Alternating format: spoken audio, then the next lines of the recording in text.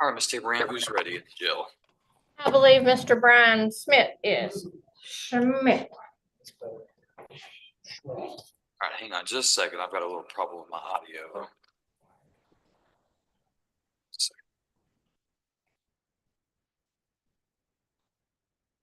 What he did us.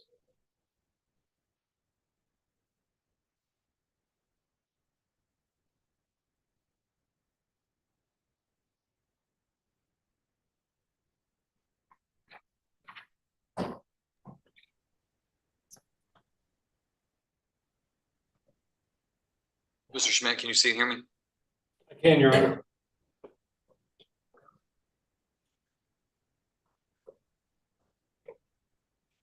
Can you hear us?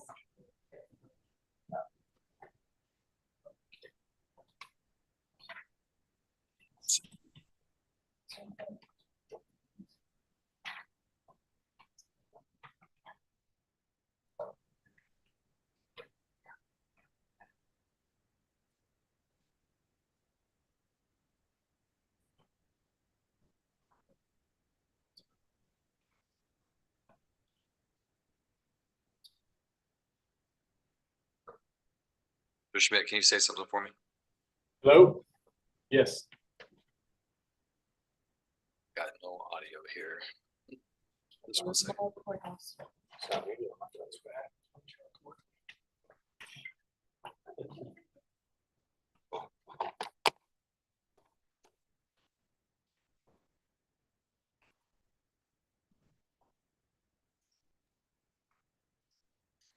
All right, I think we should be good now.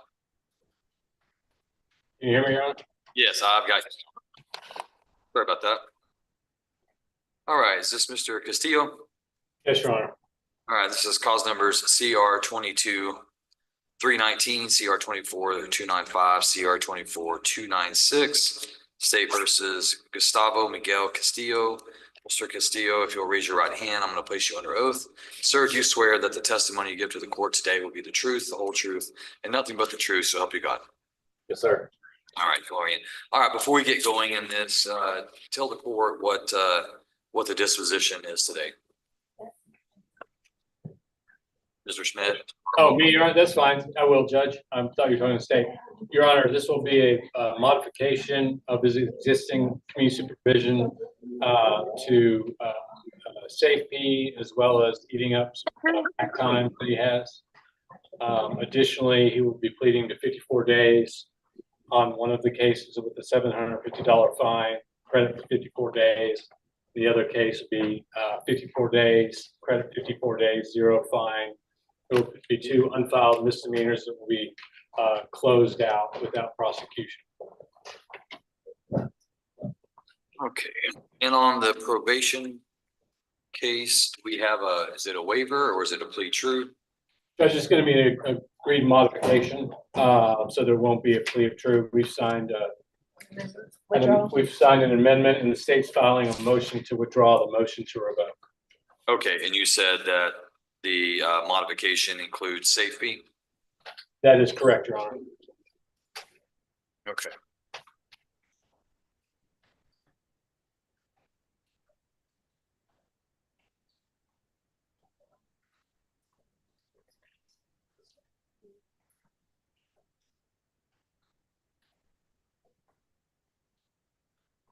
Do I have the paperwork on the modification? I don't see it if I do.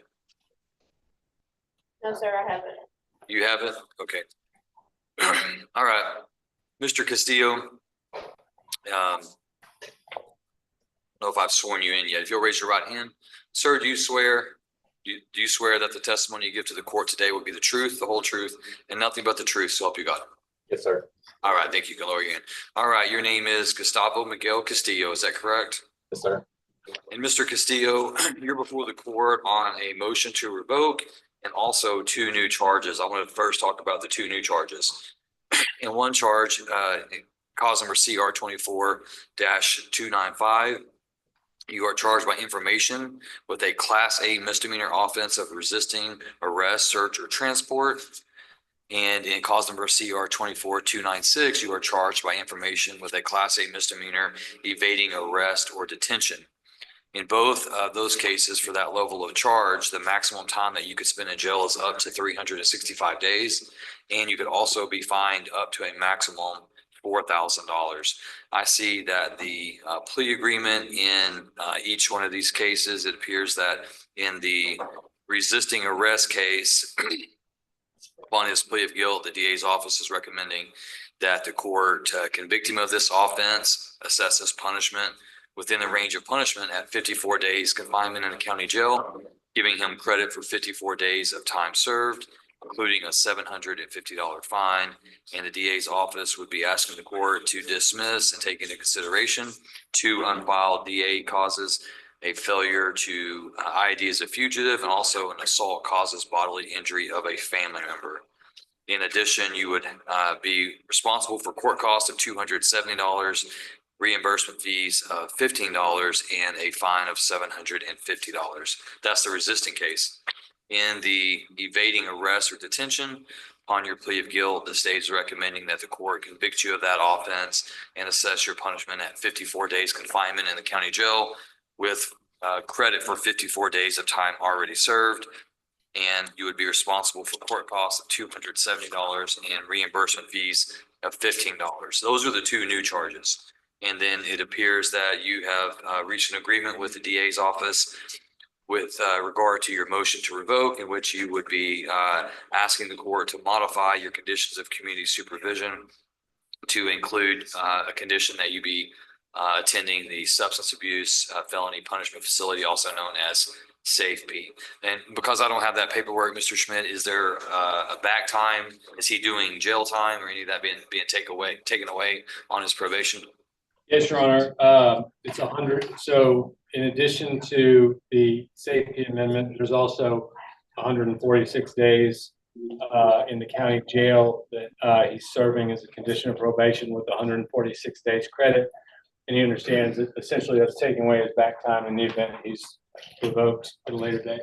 All right, great. Thank you, Mr. Schmidt. All right, Mr. Castillo, you understand all of that? Yes, sir. All right. And so just a few other questions. In this case, you are represented by your attorney, Mr. Brian Schmidt. Are you pleased with Mr. Schmidt and the work that he's done for you as your attorney? Yes, sir. Do you have any questions about any of the paperwork that you signed today? No, sir. Do you have any questions for Mr. Schmidt or the court before we go further? No, sir. Mr. Schmidt, do you believe Mr. Castillo to be competent? Yes, Your Honor. And do you believe that he is entering into each agreement intentionally, knowingly, and voluntarily? Yes, Your Honor.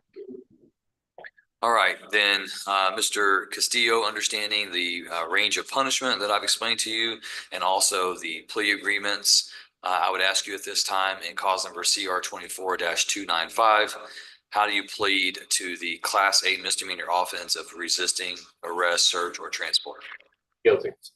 In cause number CR 24-296, how do you plead to the Class 8 misdemeanor charge of evading arrest or detention? Guilty. And Mr. Castillo, are you pleading guilty to each one of these crimes respectively because you are guilty of committing each crime? Yes, sir. And Mr. Castillo, has anybody threatened, forced, or pressured you to plead guilty? No, sir. All right, the court will accept the defendant's plea of guilty to each charge. Mr. Schmidt, any objection to the stipulation of evidence? Objections. All right, the stipulation of evidence is admitted and the court takes judicial notice of the defendant's judicial confession in each cause. Anything further from the state? Nothing further, Your Honor. Thank you. Anything further from the defense? No, Judge. We were made aware that he's got a misdemeanor hold out of Hunt County. However, and he's got to get that resolved before he goes. So the sheriff's department here is going to teletype them. I'm also going to contact his court-appointed counsel because we want to get that resolved very quickly so he can get on the waiting list and get going. Okay. All right, and Mr. Castillo, in cause number CR 22-319, you're currently on community supervision in this court for the second-degree felony offensive arson. Has anybody threatened, forced, or pressured you to ask for a modification of your community supervision to include substance abuse felony punishment facility known as SAFE-P? No, sir. And your agreement with the state is to 846 days credit that you have on that case. You understand that a new condition would be that you serve that as a condition of your community supervision, which would mean if you're subsequently revoked by the court, you would not get credit for that jail time on this charge. You understand that? Yes, sir. Okay. All right, then the court in CR 22-319 finds that Mr. Castillo has intentionally, knowingly, and voluntarily agreed to the modification of his community supervision conditions. Court will grant the state's motion to withdraw its motion to adjudicate, amends his conditions of community supervision to include safe P and 146 days in the jail as a condition of community supervision. In cause number CR 24-295, upon reviewing the stipulation of evidence, court finds that there is enough evidence to convict the defendant of that offense. Court follows the plea agreement and assesses Mr. Castillo's. Court convicts him of resisting arrest, search, or transport, assesses his punishment at 54 days confinement in the county jail, issues him credit for 54 days of time already served, orders him to pay a $750 fine, $270 court costs, $15 in reimbursement fees, and the court takes into consideration and dismisses unfiled DA 2024-637, failure to ID fugitive, and DA 2024-638, assault causes bodily injury of a family member. In cause number CR 24-296, upon reviewing the evidence, the court also finds sufficient evidence to convict Mr. Castillo of that offense. The court follows the plea agreement, convicts him of evading arrest or detention. A Class A misdemeanor, assesses punishment at 54 days confinement in the county jail, gives him credit for 54 days time already served. Court orders him to pay $270 court costs and $15 in reimbursement fees. Mr. Castillo, you're hereby remanded to the custody of the probation department and sheriff so they can carry out the terms and conditions of the sentence. I'm going to have you step over to be fingerprinted with the deputy. And then I'm sure that you already talked with the probation department about safety and how long that may take for them to pick you up. If not, they'll be able to give you that information. Okay. Yes, sir. I appreciate it. Thank you. Anything further, Mr. Trent? You're welcome, Mr. Castillo. Good luck. No, Your Honor, not in this case. All right. Thank you, Mr. Castillo. Thank you. Yeah, Judge, we do have Ms. Wiggins zooming in from the Henderson County Jail. I don't know if they're on yet. She is. Let me bring them in at this time.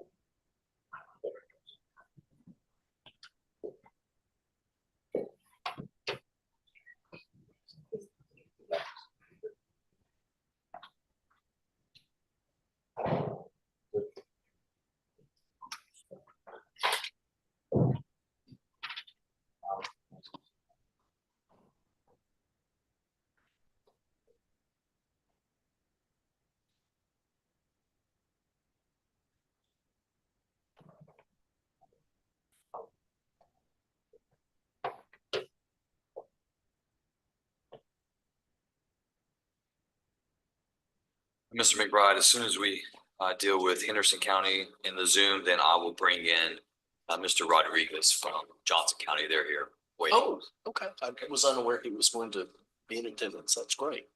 Yeah, from Johnson County. Thank you, Judge.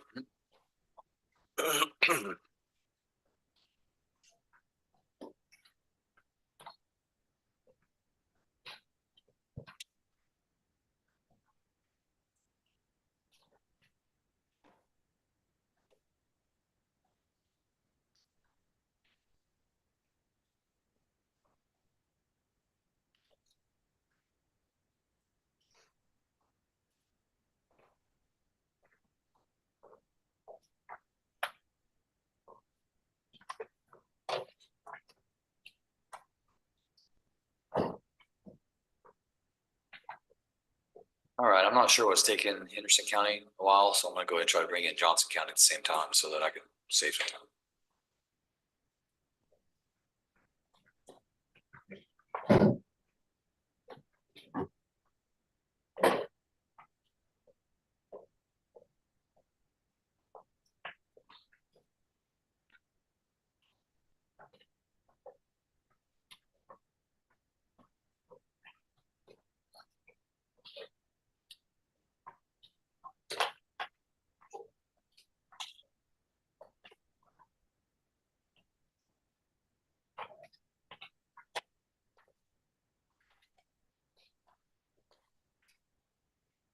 All right, there's Henderson.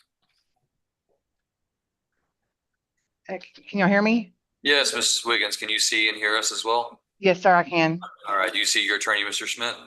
Yes, sir. Hi, Brian. Hey, Katie. All right, this is cause number CR 15-123, State versus Katie Lynn Wiggins on motion to revoke. Go ahead, Mr. Schmidt. Your Honor, as the court's aware, Ms. Wiggins has a pending indictment on, in Henderson County.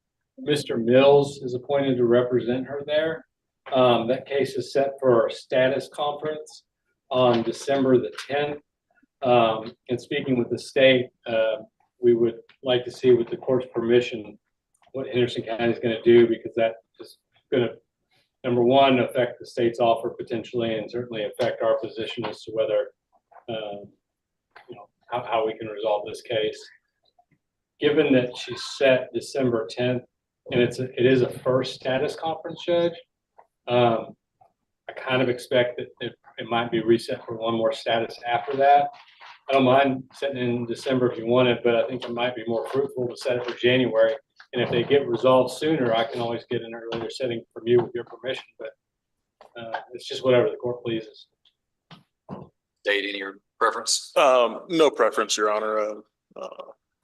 I think there's a certain amount of sense to going ahead and giving ourselves more time and requesting an earlier setting if it becomes a. All right, court will set Ms. Wiggins then another hearing on our motion to adjudicate January 23rd. Be great. All right, Ms. Wiggins, if you're still in Henderson County at that time, we'll arrange for you to be Zoomed. If not, if you complete your business in Henderson County, then we'll have you bench warranted over to Van Zandt to take care of your business here, okay? Yes, sir. All right, tell the jail staff at Henderson County I appreciate their help today. Thank you so much. You're welcome. Have a good day. Have a happy Thanksgiving. You as well. Thank you, Judge. That's all I have. May I be excused? Yes, thank you, Mr. Schmidt. Thank you. Mr. McBride, if you'll bring that microphone right there, just bring it with you and come forward. That way, Mr. Rodriguez will be able to see you better. And you'll kind of stand right here in this little blue square right there. That's probably where he'll see you best. All right, there we go. Mr. Rodriguez, can you see and hear me okay? Yes, sir. All right, this is cause number CR 18-503, State versus Hosway Rodriguez. This is a hearing on Mr. Rodriguez's motion to adjudicate. And for the record, Mr. Rodriguez is appearing in custody from Johnson County via Zoom. Mr. McBride, any announcements? Yes, Your Honor. I think we've worked an arrangement with the state on this case. We have a deal. I think it's going to involve has yet to be done, a modified motion to adjudicate. So I've got some technicals in there. I'm just as open as I can be. So I can plead him to a technical and then do a 3-year term and resolve this. So if we could set it for a plea date, and I don't care if that's via Zoom, and I take the paperwork down to Cleburne, that's about an hour from me where I live, so I can do that, or you could bench him up here. Whatever's most convenient to the court. Mr. Rodriguez, do you know when your next court date is in Johnson County? January 23rd. January 23rd. Do you look to resolve his case here in Van Zandt County before January 23rd? Correct. If we could, up to the court schedule, but yes, we would like to do that.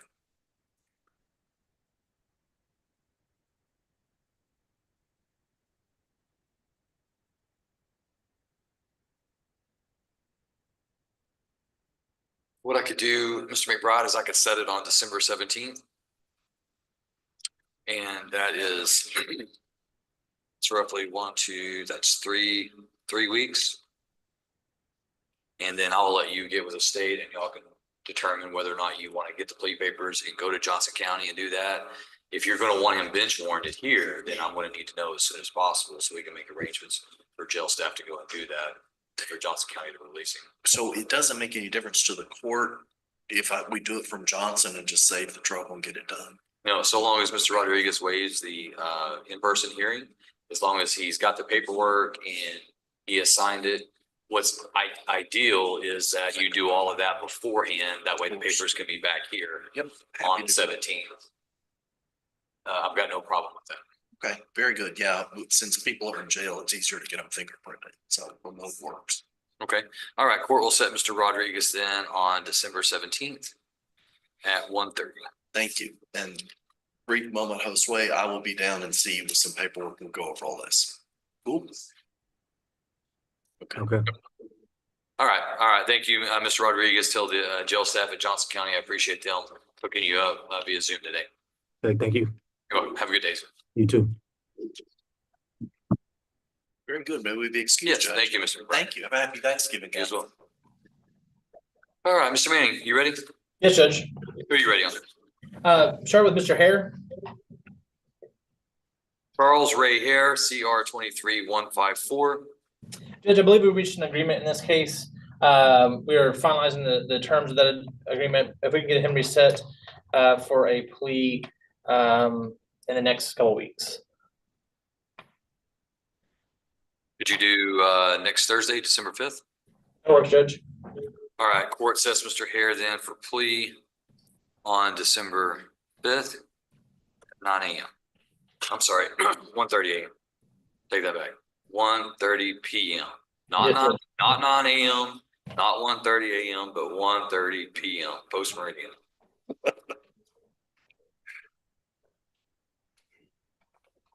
Thank you, Your Honor. You're welcome, Mr. Hare.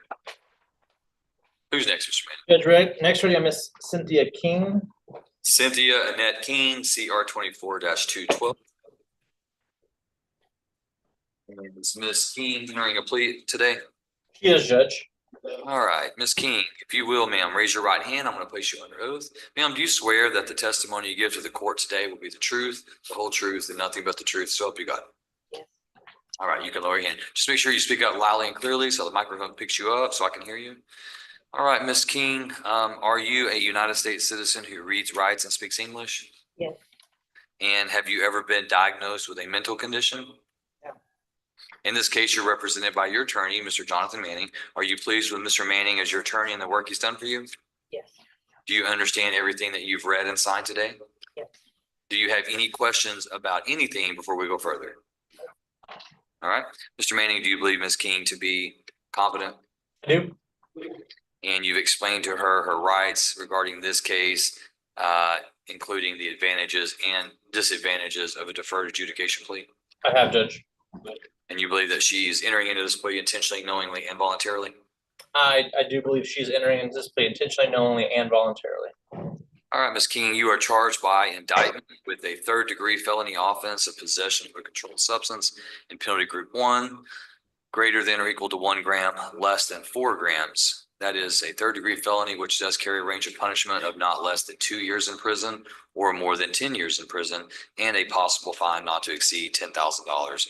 I see that the state's recommendation is for the court to consider the evidence, and if the court finds that there is enough evidence to convict you of this offense, that the court consider that but defer a finding of guilt. That means not convict you, but rather to place you on community supervision or probation for 6 years, and also to order a fine of $1,500 plus court costs of $290, reimbursement fees of $520, and also restitution in the amount of $761.62. Is that your understanding of the plea agreement, Ms. King? And Judge, if I may, there was one thing, when I got here, looking over the paperwork, discussing with Ms. King, I believe that restitution is for medical from the Van Zandt County jail while Ms. King's been in custody. I spoke to the jail staff and they were able to print out that she does not have a balance for that. So all I'd ask is that the court to take evidence or to, take that into consideration, and we will provide the documentation we have to the clerk's office to give her credit for the money that she has paid towards those that restitution. Are you wanting the court to strike that restitution? Well, Judge, it's on her court cost sheet as being owed. I don't know if they've given her credit for what's been paid at this point in time. Oftentimes when they're on pretrial release and they're paying money towards pretrial release, they don't get that credit until after they've pled. And so my assumption was it would be handled the same way in this situation, that once she's pled, they'll go look at the credit that she's been accrued on her accounts. But I did confirm today that she does have a $0 balance here at the jail. All her medical has been paid. All her expenses have been paid. And so I don't believe there's any need for restitution. I just asked the court to consider that post sentencing if there's any issues. Okay, so you're saying that it should remain in the judgment, but you have proof that there is no restitution owed, or there was credit applied to it that zeroed out the balance. That's correct, Judge. Okay, very well. Anything further from the state? Nothing further, Your Honor. Thank you. Okay, all right, Ms. King, understanding the range of punishment, understanding the plea agreement in this case, Ms. King, how do you plead to possession of a controlled substance in penalty group 1 greater than 1 gram, less than 4 grams? Guilty. Are you pleading guilty to that crime because you are in fact guilty of committing that crime? Yes, sir. And Ms. King, has anybody threatened you, forced you, or pressured you to plead guilty? No, sir. All right, the court will accept the defendant's plea of guilt at this time. Mr. Manning, any objection to the stipulation of evidence? No objection as offered. All right, stipulation is admitted and the court takes judicial notice of the defendant's judicial confession. Anything further from the state? Nothing further, Your Honor. Thank you. Anything further from the defense? Just close, Judge. All right, court will review the evidence.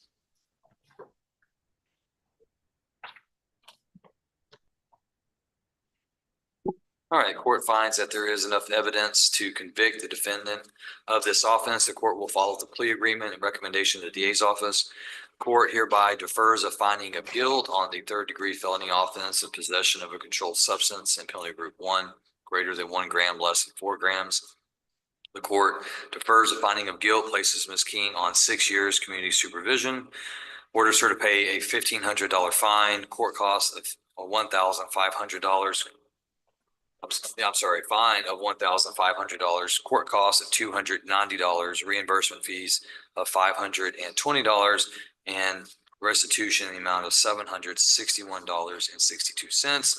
The court has noted on the record that Ms. King may have already paid off her restitution, and will let counsel for the defendant submit that to the court. All right, Ms.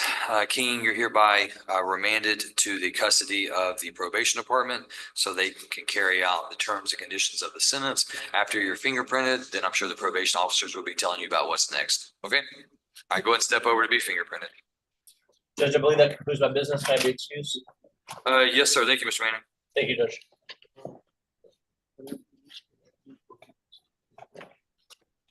All right, Mr. Schmidt, who would you like to start with? Katie Williams. No, sir. All right, Ms. Williams, this is cause number CR 22-299, State of Texas versus Katie Renee Williams. Ms. Williams, if you'll raise your right hand, I'm going to place you on the oath. Ms. Williams, do you swear that the testimony you give to the court today will be the truth, the whole truth, and nothing but the truth, so help you God? Yes, sir. All right, thank you. You can lower your hand. All right, is your name Katie Renee Williams? Yes, sir. Ms. Williams, are you a United States citizen who reads, writes, and speaks English? Yes, sir. And you're currently on probation in this court, is that correct? Yes, sir. It appears that you were in court on March 7th of 2023, and at that time you pled guilty to the state jail felony offense of theft of property greater than $2,500, less than $30,000. The court heard the evidence, found that there was enough evidence to convict you, but the court followed an agreement that you reached with the DA's office, and the court deferred a finding of guilt and placed you on 3 years community supervision and ordered a $1,000 fine. It was during your period of community supervision that the state has filed a motion to adjudicate your guilt. And in that motion, they have alleged what appears to be 8 separate violations. Have you had enough time to review that motion with your attorney, Mr. Schmidt? Yes, sir. And do you have any questions of the court or Mr. Schmidt before we go further? Yes, sir. You understand everything that you've read and signed today as part of your plea agreement? Yes, sir. Mr. Schmidt, do you believe Ms. Williams to be competent? I do. And you explained to her rights as they pertain to this case? Yes, And does she waive the formal reading of the state's motion? we do. And does she intend to plead true to all 8 counts? Yes, sir. Okay. All right, Ms. Williams, then, with regards to counts 1 through 8 contained in the state's motion, are those counts true or not true? True. And are you telling me that each one of those are true because in fact what's alleged is true? Yes, sir. And Ms. Williams, has anybody threatened you, forced you, or pressured you to plead true to anything? No, sir. All right, the court will accept the defendant's pleas of true to each count as alleged. Mr. Schmidt, any objection to the admission of the defendant's waiver of rights and plea of true? No objection. All right, that is admitted and the court takes judicial notice of the defendant's judicial confession. Anything further from the state? No, Your Honor, thank you. Anything further from the defense? No, sir. All right. Then based on the evidence before the court finds that Katie Renee Williams has violated the terms and conditions of her community supervision. The court finds all 8 counts to be true. Court will follow the plea agreement and recommendation of the DA's office here today. The court hereby adjudicates her guilt, convicts her of theft of property greater than $2,500, less than $30,000, a state jail felony. The court revokes her community supervision, assesses her punishment at 6 months confinement in the state jail division of TDC, orders her to pay the balance of her financial obligations, and the court awards her 48 days credit towards her sentence for the time that she's already spent in jail on this case. Ms. Williams, you're hereby remanded to the custody of the sheriff so he can carry out the terms and conditions of the sentence.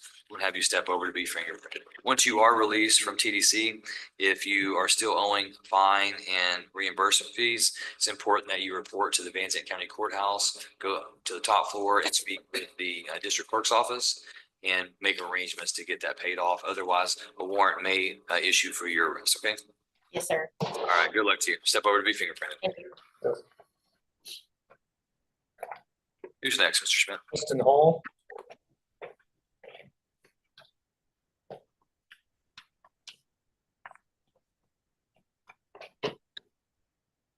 This is cause number CR 21-385, State of Texas versus Dustin Lee Hall. Mr. Hall, if you'll raise your right hand, I'm going to place you under oath. Sir, do you swear that the testimony you give to the court today will be the truth, the whole truth, and nothing but the truth, so help you God? Yes, Your Honor. All right, you can lower your hand.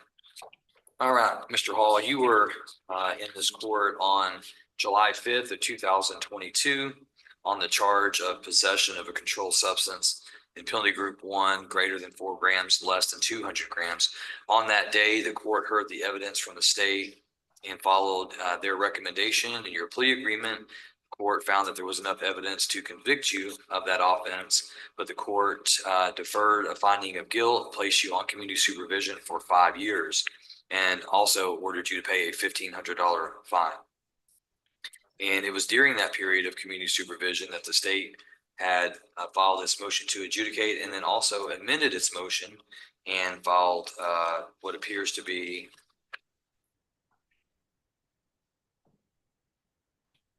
$14 separate counts of violations. Have you had enough time to review the state's amended motion with your attorney, Mr. Schmidt?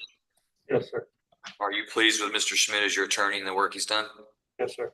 Do you have any questions about anything? No, sir. Mr. Schmidt, do you believe Mr. Hall to be competent today? I do. And you've explained to him his rights as they pertain to this motion to adjudicate? Yes, sir. And do you believe that he's entering into this agreement intentionally, knowingly, and voluntarily? I do. All right, and does he waive the formal reading of the state's motion to adjudicate, and is he pleading true to all 14 counts? Judge, we do waive formal reading. He's pleading true to counts 1 through 13. The state has agreed to abandon count 14. Very well. All right, Mr. Hall. At this time, how do you plead to counts 1 through 13 as contained in the motion? Are those counts true or not true? They're true. And the court will note for the record that count number 14 is abandoned by the state. Is that correct, Mr. Hartwell? Yes, Your Honor. All right. And Mr. Hall, you're pleading true to counts 1 through 13 because what the state's alleging is true. Is that correct? Yes, sir. And has anybody threatened you, forced you, or pressured you to plead true to anything? No, sir. All right. The court will accept the defendant's plea of true. Mr. Schmidt, any objection to his plea of true and waiver being admitted in evidence? No objection. That is admitted, and the court takes judicial notice of the defendant's judicial confession. Anything further from the state? Nothing further, Your Honor. Thank you. Anything further from the defense? No, sir. All right. I see that the plea agreement today is, and the recommendation is that Mr. Hall's guilt be adjudicated, that his community supervision be revoked, and punishment be assessed at 7 years confinement in the Texas Department of Criminal Justice. Also, with the balance of his financial obligations, including fines, restitution, and reimbursement fees, and that he would receive 393 days credit towards his sentence for the time he's already spent in jail. The court, finding that Mr. Hall has pled true to all 13 counts, the court finds that there's evidence that he has violated the terms and conditions of his community supervision. The court finds all 13 counts, 1 through 13 to be true. The court finds that the state has abandoned count 14. On the basis of that finding, the court hereby follows the plea agreement and recommendation of the DA's office. The court hereby adjudicates the guilt of Dustin Lee Hall, convicts him of the second-degree felony offense of possession of a controlled substance in penalty group 1, greater than or equal to 4 grams, less than 200 grams. The court revokes that community supervision, assesses his punishment at 7 years confinement. The Texas Department of Criminal Justice Institutional Division orders him to pay the balance of his financial obligations and awards him 393 days credit towards his sentence for the time that he's already spent in jail on this cause. Mr. Hall, you're hereby remanded to the custody of the sheriff so he can carry out the terms and conditions of the sentence. Once you are released from TDC, if you've not paid off your financial obligations, then report to the courthouse and ask to make a payment plan, okay? Yes, sir. Thank you. All right, you're welcome. Good luck to you, sir. Step over to be fingerprinted. Who's next, Mr. Schmidt? Monty Austin. This is cause number CR 22-166, State of Texas for Monty Travis Austin. Mr. Austin, if you'll raise your right hand, I'm going to place you on your oath. Sir, do you swear that the testimony you give to the court today will be the truth, the whole truth, and nothing but the truth? So help you God. Yes, sir. All right, you can lower your hand. All right, Mr. Austin, you appeared before the court on December 1st of 2022, and you pled guilty to possession of a controlled substance, group 1, greater than 1 gram, less than 4 grams, a 3rd-degree felony. Court heard the evidence that day, found that there was enough evidence to convict you, but the court followed a plea agreement between you and the DA's office, and the court deferred a finding of guilt and placed you on community supervision for 2 years and ordered you to pay a $1,500 fine. It was during your probationary period that the state has filed motions to adjudicate, including up to its 6th amended motion to adjudicate. Have you had an opportunity to review that latest motion with your attorney, Mr. Schmidt? Yes, sir. And in that motion, there appears to be 26 allegations of violations. Do you have any questions about that charge or anything else that you signed today? No, sir. Mr. Schmidt, well, and let me ask you this, Mr. Austin, are you pleased with Mr. Schmidt as your attorney and the work he's done? Yes, sir. Mr. Schmidt, do you believe Mr. Austin to be competent to enter into an agreement? I do. And does he waive the formal reading of the state's 6th amended motion to adjudicate? We waive formal reading, Judge, and Mr. Austin intends to plead true to counts 1 through 20 and count 23. And the state has agreed to abandon counts 21, 22, 24, 25, and 26. Thank you, Mr. Schmidt. All right. All right, Mr.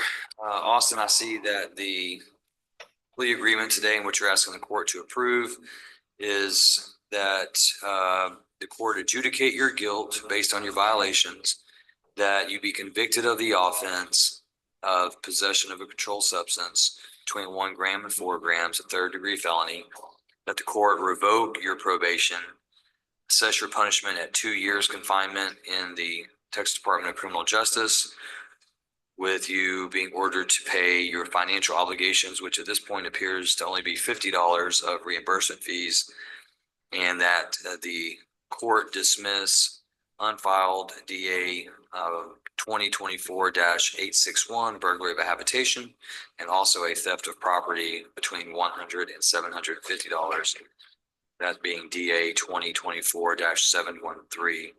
And that you would receive towards your sentence your jail time credit of 135 days. Is that what you're asking the court to approve, Mr. Austin? Yes, sir. All right, Mr. Austin, understanding the plea agreement then I'm going to ask you at this time, how do you plead to counts 1 through 20 and also count 23? True. And are you pleading true to counts 1 through 20 and also count 3 because what is alleged is in fact true? Yes, sir. All right. And Mr. Austin, has anybody threatened, coerced, or otherwise pressured you to plead true to anything today? No, sir. All right, then the court will accept the defendant's pleas are true at this time. Mr. Schmidt, any objection to the admission of the defendant's waiver of rights and plea of truth? No, sir. That is admitted and the court takes judicial notice of the defendant's judicial confession. Anything further from state? Nothing further, Your Honor. Thank you. Anything further from defense? No, sir. All right, then based on the evidence before the court finds that Monty Travis Austin has violated the terms and conditions of his community supervision. Court will follow the plea agreement and recommendation of the DA's office. The court finds counts 1 through 20 and also count 23 to be true. Court finds the state has abandoned counts 21, 22, 24, 25, and 26. The court hereby adjudicates Mr. Austin, convicts him of the underlying offense, revokes his community supervision, assesses his punishment at 2 years confinement in the Texas Department of Criminal Justice, orders him to pay the balance of his financial obligations, and dismisses under section 1245 DA 2024-861, burglary of habitation, and DA 2024-713, theft of property between $100 and $750. Court awards Mr. Austin jail time credit of 135 days. Mr. Austin, you're hereby remanded to the custody of the sheriff so he can carry out the terms and conditions of the sentence. I'm going to have you step over to be fingerprinted. Thank you, Judge. You're welcome.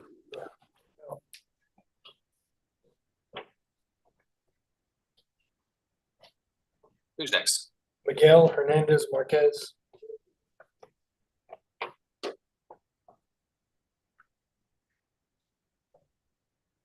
All right, this is cause number CR 18-366, State of Texas versus Miguel A. Hernandez Marquez. Mr. Hernandez, if you'll raise your right hand, I'm going to place you under oath. Sir, do you swear that the testimony you give to the court will be the truth, the whole truth, and nothing but the truth? So help you God. Yes, sir. All right, you can lower your hand. All right, Mr. Hernandez, you were before the court on February 26 of 2019. You pled guilty to driving while intoxicated with a child passenger under 15 years of age, a state jail felony. Court heard the evidence, but the court followed the plea agreement and recommendation of the DA's office. The court convicted you of that offense and assessed your punishment at 2 years confinement in the state jail division of TDC and ordered you to pay a $500 fine. On that day, the court also suspended that sentence and placed you on community supervision for 3 years. It was during your probation period that the state filed its motion to revoke your community supervision. And in that motion, they alleged 7 different violations of your probation. Have you had enough time to review their allegations with your attorney, Mr. Schmidt? Yes, sir. And do you have any questions about anything, including the paperwork you signed today? No, sir. All right, Mr. Schmidt, does Mr. Hernandez waive the formal reading of the motion to revoke, and is he pleading true to all 7 counts? Yes to both. All right. And I'm not sure if I asked you, but do you believe Mr. Hernandez to be competent to enter into this agreement? I do. All right. All right, I see here that there's a plea agreement. So based on the evidence before the court finds that Miguel A. Hernandez Marquez has violated the terms and conditions of his community supervision. The court finds all 7 counts alleged to be true. And the court follows the recommendation today. The court revokes his community supervision, assesses punishment at 8 months confinement in the state jail division of TDC, orders him to pay the balance of his financial obligations, and awards him a jail time credit of 99 days. Mr. Hernandez, you're hereby remanded to the custody of the sheriff so he can carry out the terms and conditions of the sentence. Good luck to you, sir.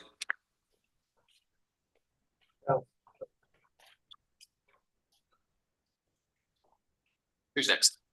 This is Dallas Hightower. File number CR 23-217, State versus Dallas, Justin Hightower. Is this a plea today? It is not, Judge, but we're gonna ask the court set Mr. Hightower for a plea on your next contested evidentiary docket. Just so I'm clear, why did we not plea him today? Judge, up until yesterday, I think it was the consensus of everyone involved that Mr. Hightower would have benefited from inpatient rehabilitation for substance abuse issues due to the nature of the charge. Safe P will not accept him, and we ran out of alternatives. And so what I have to do is I have to go back to the DA's office, and we have to come at it from a different angle. I don't see that inpatient rehab is going to be an option, and that was finalized as of yesterday. So that's why it's not a plea. Okay. My next evidentiary is not until the end of January. I understand, Judge, and if it's okay with the court, obviously, if I can get something, I'd ask the court to add him earlier, but I think that'll give us plenty of time. All right, court sets Mr. Hightower for contested hearing on the evidentiary docket, January 23rd, 2025 at 1:30.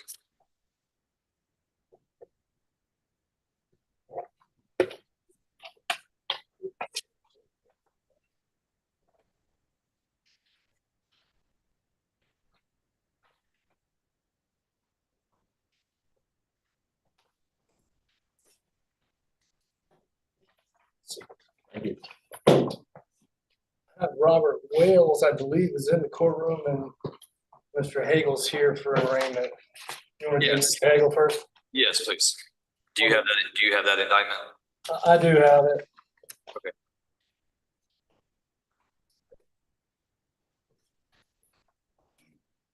All right, this is cause number CR 24-232, State versus Michael Tanner Hegel. We're set for arraignment today. Go ahead, Mr. Schmidt.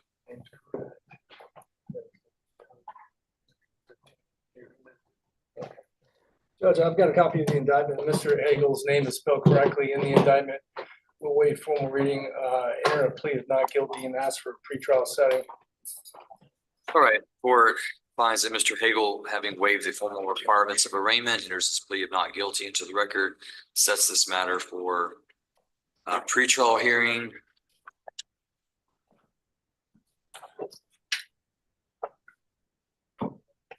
How are you on January 7th, Mr. Schmidt?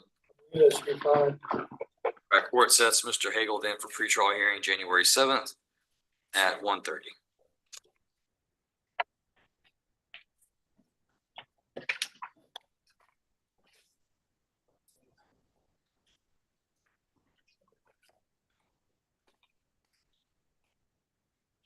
Mr. Wells, come on up.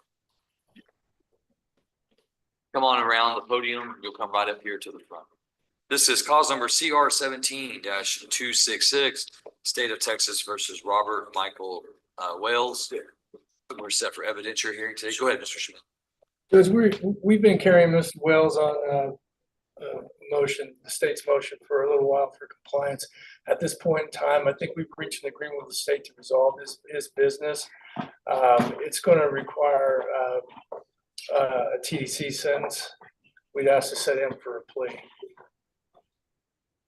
How much time do you need, Mr. Schmidt? I guess for the sake of compassion, perhaps after the first docket after the holidays would be wonderful if we could get that from the court. Are you talking about Thanksgiving, or are you talking about Thanksgiving and Christmas? Thanksgiving and Christmas. Any objection from the state? No objection, Your Honor. All right, then the court will set Mr. Wells for plea on January 7th. And that'll be at 1:30. And so Mr. Wells, Mr. Hernandez is, Mr. Martinez is filling out this notice of appearance for you. And so you're going to sign this. We're going to give you a yellow copy. It says you're going to be back on January 7th. 1:30. It'll be an afternoon plea. And so on that day, Mr. Wells, I want you to just report out to the jail because it'll be out there. Okay. Go straight there? Yeah, go straight there, and then they'll bring you in the back, and Mr. Schmidt will be there. Okay. All right, so you're free to go. Yeah. If you have questions, then Mr. Schmidt will be able to talk to you. You probably don't want to ask any questions right now, but Just shoot me an email and I'll respond. I did shoot you an email. Okay, I haven't had a chance, but I will. Okay. Well, if you look at your email, then this isn't needed. Well, no, you need to just go ahead and step out of the courtroom and I'll Okay. contact you. Sorry, Your Honor. It's okay. All right, does that conclude the business at the jail? Yes, Your Honor. All right.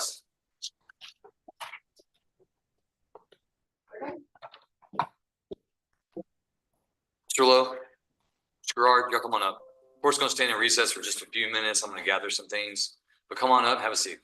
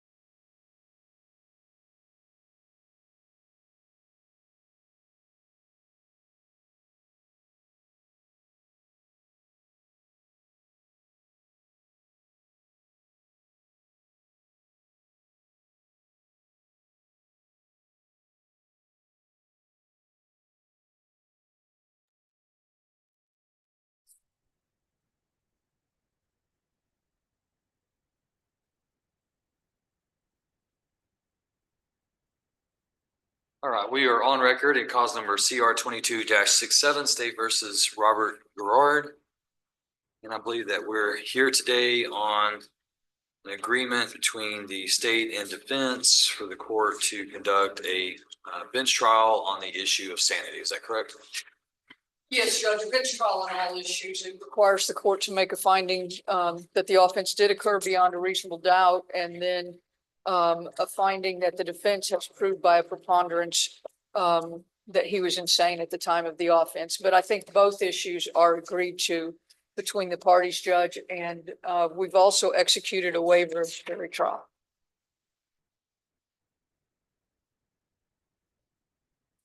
All right.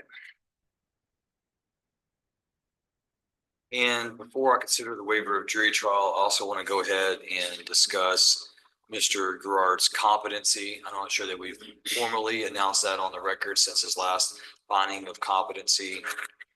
Mr. Lowe, your client was evaluated for purposes of competency. You were given that report and you had no objection to it at that time. Is that correct? That's correct, Your Honor. And if the court would like, I have a copy of the report. We can mark its exhibit for this hearing, or we need to have do that. Yeah, I think that'd be great. I've got it marked as exhibit 2. No objection. All right, then defendant's exhibit 2 is admitted. Court finds that Mr. Gerard has been found competent to stand trial, that with the assistance of counsel, counsel has not objected to said finding, and neither has the state. All right, so with the issue of sanity, we'll go ahead and proceed. And Mr. Lowe, I believe that it was your motion. However, I think the burden is still on the state. Is that correct? First burden is on the state. Judge, did you want to take up the waiver of jury trial? Oh, yes, I'm sorry. All right, the court finds that Robert Calvin Gerard III has waived his right to a jury trial by submitting a written waiver of jury trial. Mr. Gerard, you'll raise your right hand, sir. I'm going to place you on the road. Mr. Gerard, do you swear that the testimony you give to the court today will be the truth, the whole truth, and nothing but the truth? So help you God. Yes, sir. All right, you can lower your hand. Mr. Gerard, in this case, you've been represented by different attorneys, but at this time you're represented by Mr. Lowe as your criminal defense attorney. Is that correct? Yes, sir. And you and Mr. Lowe have had several discussions regarding your case. Is that correct? Yes, sir. And one of those discussions centered around whether or not you wanted to waive your right to a jury trial. Is that also correct? Yes. And Ms. Curry has handed to the court a document called waiver of jury trial, and it appears to bear your signature. Did you discuss what it means to waive your right to a jury trial with your attorney, Mr. Lowe? Yes, sir. And do you understand that, Mr. Gerard, you and only you can waive that right? Mr. Lowe can't waive it. Ms. Curry can't waive it for you. I can't even waive it for you. You and only you can waive your right to a jury trial. You understand that? Yes, sir. And if you do waive your right to a jury trial and the court accepts it, that means that you would not get an opportunity to cross-examine the state's witnesses or any of their evidence in front of a jury. You understand that? Yes, sir. And once you waive it, it's something that you won't be able to have restored to you at a later date if you change your mind. Do you understand that? Yes, sir. And so you've talked about the advantages and disadvantages of waiving your right to a jury trial in this matter. Is that correct? Yes, sir. And today you're telling me that you want to waive your right to a jury trial, that you've talked with your attorney, Mr. Lowe, about it, that you fully understand what your rights are and what you're waiving here today. Yes, sir. Mr. Lowe, as counsel for Mr. Gerard, do you join him in waiving his right to a jury trial? Yes, Your Honor. And you believe that he's competent today and that he's entering into this waiver intentionally, knowingly, and voluntarily? I do. All right, then the court finds that Robert Calvin Gerard III has intentionally, knowingly, and voluntarily waived his right to a jury trial, that he's had the assistance of counsel. Counsel has joined him. Court also finds that the DA's office has also waived its right to a jury trial by signature of the DA. Court hereby approves the waiver of jury trial.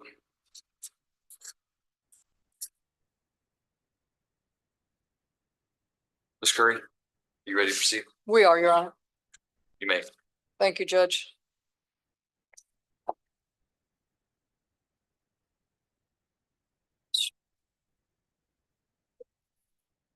Judge, would the court like us to read the indictment at this time?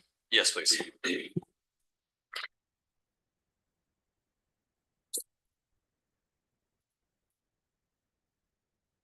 Cause number CR 22-00067, State of Texas versus Robert Gerard.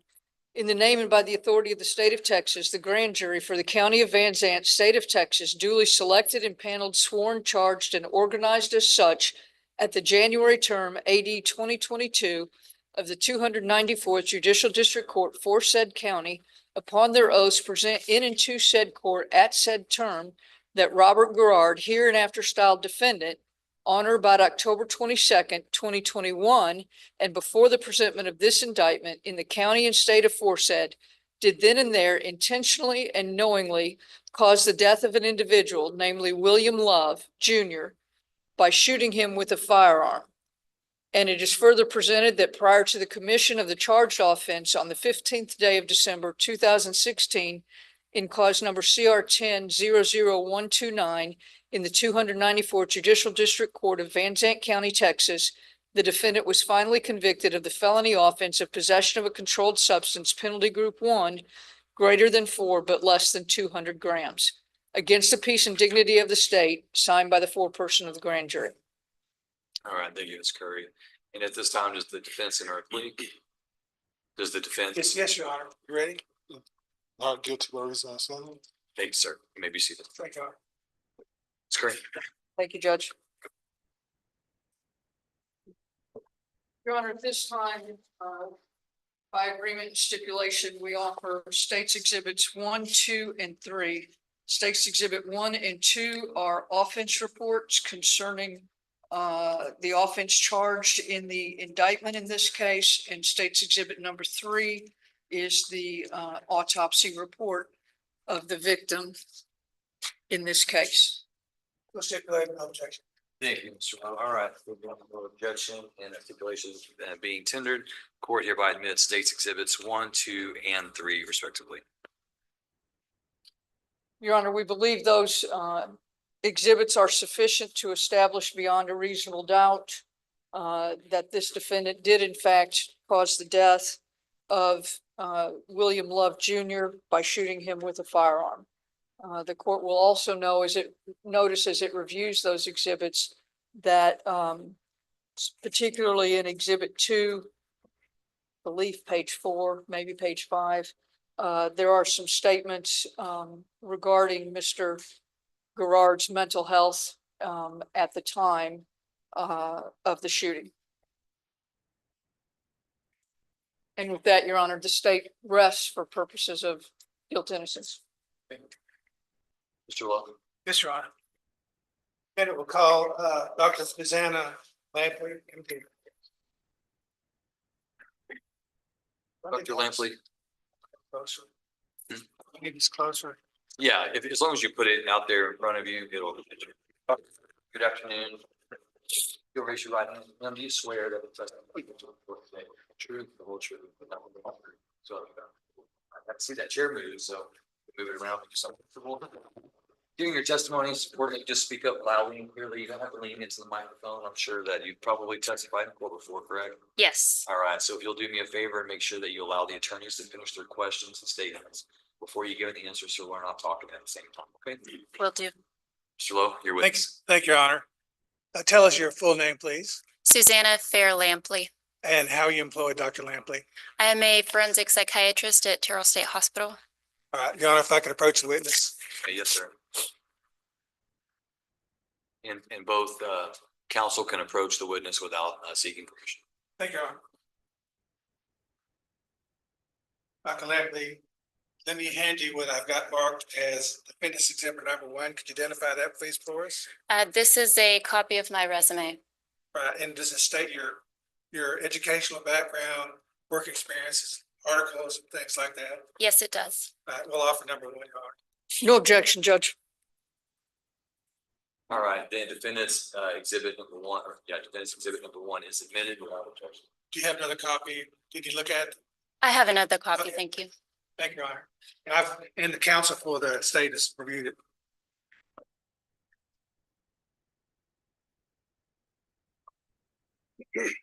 So let me give you kind of a quick thumbnail sketch of what I'd like to cover this afternoon. So I'd want to talk about your qualifications first. And then I'm going to talk to you about ask you questions about the law of insanity in the state of Texas. And then I'll ask you for a brief statement as to your opinion under the law, and then we'll go through your report.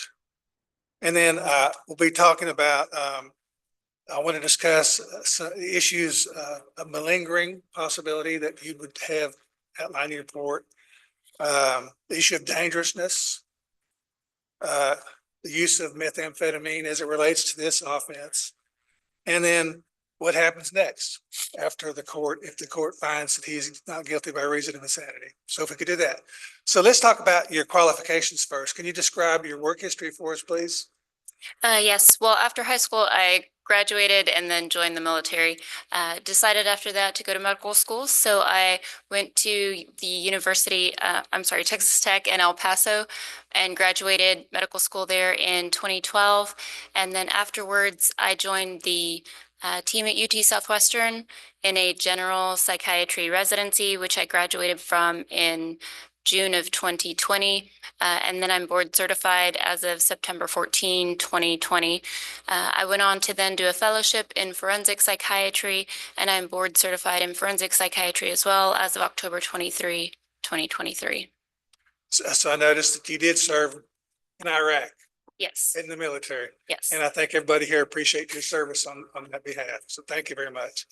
So your educational background, can we discuss that, please? Yes. And so that's stated in your resume. So what are your job duties now? And you said you work for the state hospital. What are your job duties now? So I take care of patients who have been adjudicated not guilty by reason of insanity, as well as patients who have been found incompetent to stand trial. I also take care of acute patients that aren't forensically related, just as routine inpatient psychiatry. So I do a bit of both, and I work on the forensic unit at Terrell State Hospital. All right. And so the law, chapter 46C requires that you be able to render these opinions. Do your qualifications allow you to do that in a case such as this? Yes, they do. All right. So anything else we need to discuss about your qualifications that's relevant to this at this point? I don't think so. Your Honor, I'd move the court to accept her qualifications under chapter 46. Any objections? No, Your Honor. All right, then, based on the testimony of Dr. Lansley, the court finds that she is qualified to render an opinion on the issue of sanity as provided by Article 46C. Thank you, Your Honor. All right, so let's talk then. Can you give us an outline of the requirements for a verdict and a finding of not guilty by reason of insanity as it relates to your job as a psychiatrist? Yes, so in order to meet the test in Texas, that individual would have to have a severe mental disease or defect at the time of the crime that interfered with their understanding of the wrongfulness of the act.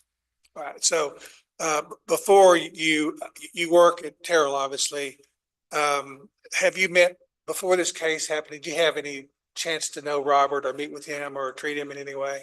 Before this case, no. All right, and so did I ask you to give an opinion in this case as to whether or not he would meet those tests required by the statute? Yes, you did. All right, and could you briefly state your opinion as to whether or not he meets that two-pronged test for not guilty by reason of insanity? Yes, I did think Mr. Gerard met the test because at the time of the offense, he was experiencing symptoms that were consistent with what an individual with psychosis would be experiencing, such as delusional beliefs, paranoia, auditory hallucinations, and those were present at the time from the evidence that I saw. And then in addition to that, I had to look at whether or not this was the influence of a substance itself, because if that were the case, then he wouldn't meet the criteria if he was acutely intoxicated on methamphetamines. And then I found there was evidence to support that he wasn't acutely intoxicated at the time, as I was able to view videos of him after the offense, view the police interview, and then also review prior records of what he looked like when on methamphetamines, when even off them, whether he still had symptoms of mental illness. And then in addition to that, I interviewed him on 2 separate occasions, met with him, asked him questions related to the offense to get his version, and I did come to the finding that he met the test for, in my opinion, that he was insane at the time of the offense. Thank you.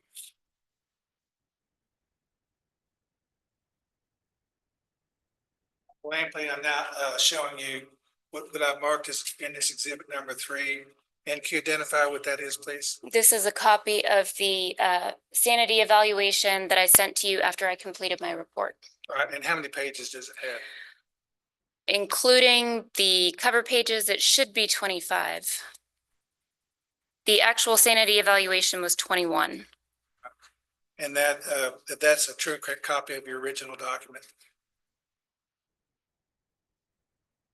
Yes, it is. Your Honor, we'll offer this time Defendant's Exhibit number 3. No objection, Judge. There being no objection, Defendant's 3 is admitted.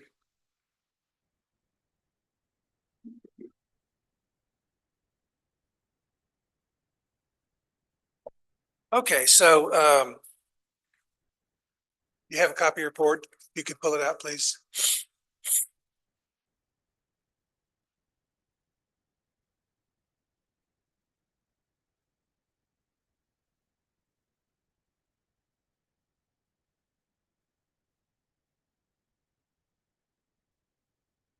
Ready? Yes. All right, so I'm looking at page number 1 of your report. You start with sources of information, and it looks like there are 20 items that you were able to review. Correct. All right, and so on the bottom of the page, number 2, you talk about procedures of the examination. Can you tell us, I think you met with Robert 2 times. Yes. Can you describe what you did within the course of that examination?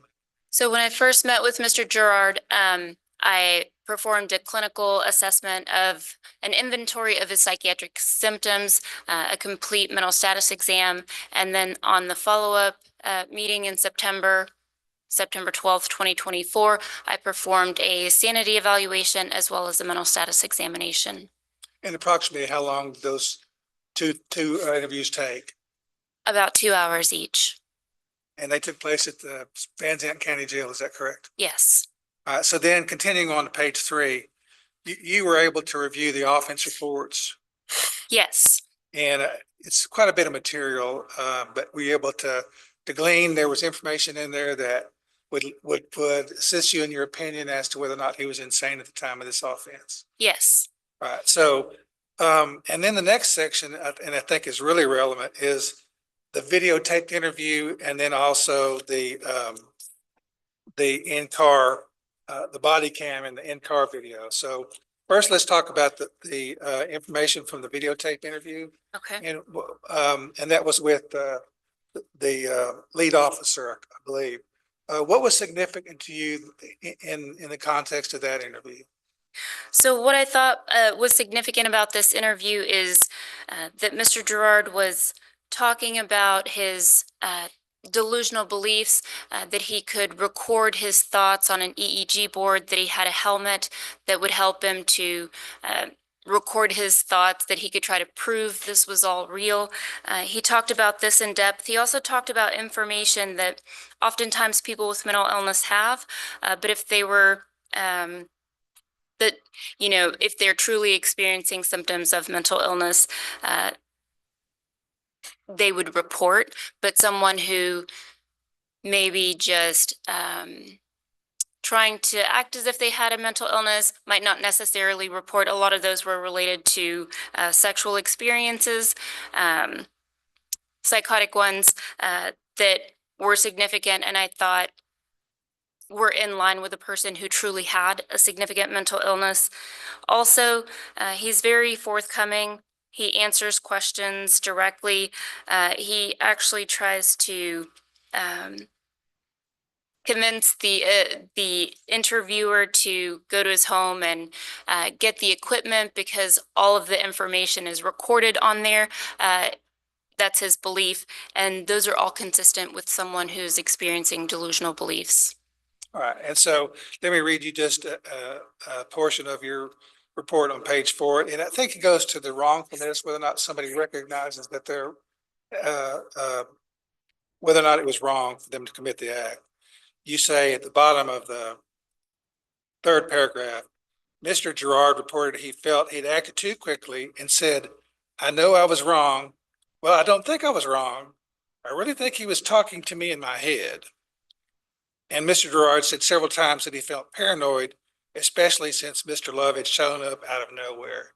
And Yes. what is significant about that? So what's significant is it goes to the question of wrongfulness. So at one point he's saying, well, I know it was wrong. Well, not wrong, but I did it too quick. So indicating what he was thinking at the time of the offense as far as the wrongfulness of it. Then I also looked at the video footage of him in the patrol car where he actually talks about being right. He says, I know I was right. And so that's important information and information that I want to be able to address with Mr. Gerard when I do the sanity evaluation. All right, so let's talk about the body cam and the patrol car footage. That's striking the way he was acting. Can you just kind of describe his overall demeanor? So his overall demeanor whenever he's speaking with the officers, he's cooperative, he answers their questions. He doesn't try to hide information, mislead. He's very direct. When the officers leave and he's alone in the car, he's talking to himself. He is speaking in a disorganized fashion. He talks about the event itself, what his thoughts were at the time. And so all of that is important. And so let me just read you one quote in the 2nd paragraph. Once Mr. Gerard was alone, he muttered and talked to himself. Mr. Gerard was frequently responding to an internal stimuli. What do you mean by that? So meaning that he's hearing something that those around him would not be. And so either talking to himself, eyes darting around, looking suspicious. And so he exhibits that sort of behavior, but he doesn't try to play it up. When the officers show up, he doesn't try to exaggerate those symptoms that he's experiencing. He actually seems to try to hide them, which an individual who were malingering wouldn't be doing. Right. And so you mentioned the word malingering. Can you give us what the kind of a layperson's definition and what you mean by that? Sure, it would be faking symptoms or exaggerating symptoms that were present, but to a much larger degree than what they were truly experiencing.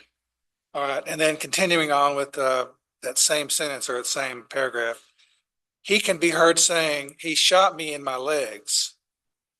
Well, Mr. Gerard obviously wasn't shot in the legs. Yes, however, Mr. Gerard did have the perceptual experience that he was being shot with a satellite beam by Mr. Love, and that this would cause him to lose consciousness. Okay, and then skipping on down, apparently he was with the police and then he was alone again, and you say Mr. Gerard, when alone again, starts talking to himself in a disorganized fashion. What does that mean? It means his thinking is scattered.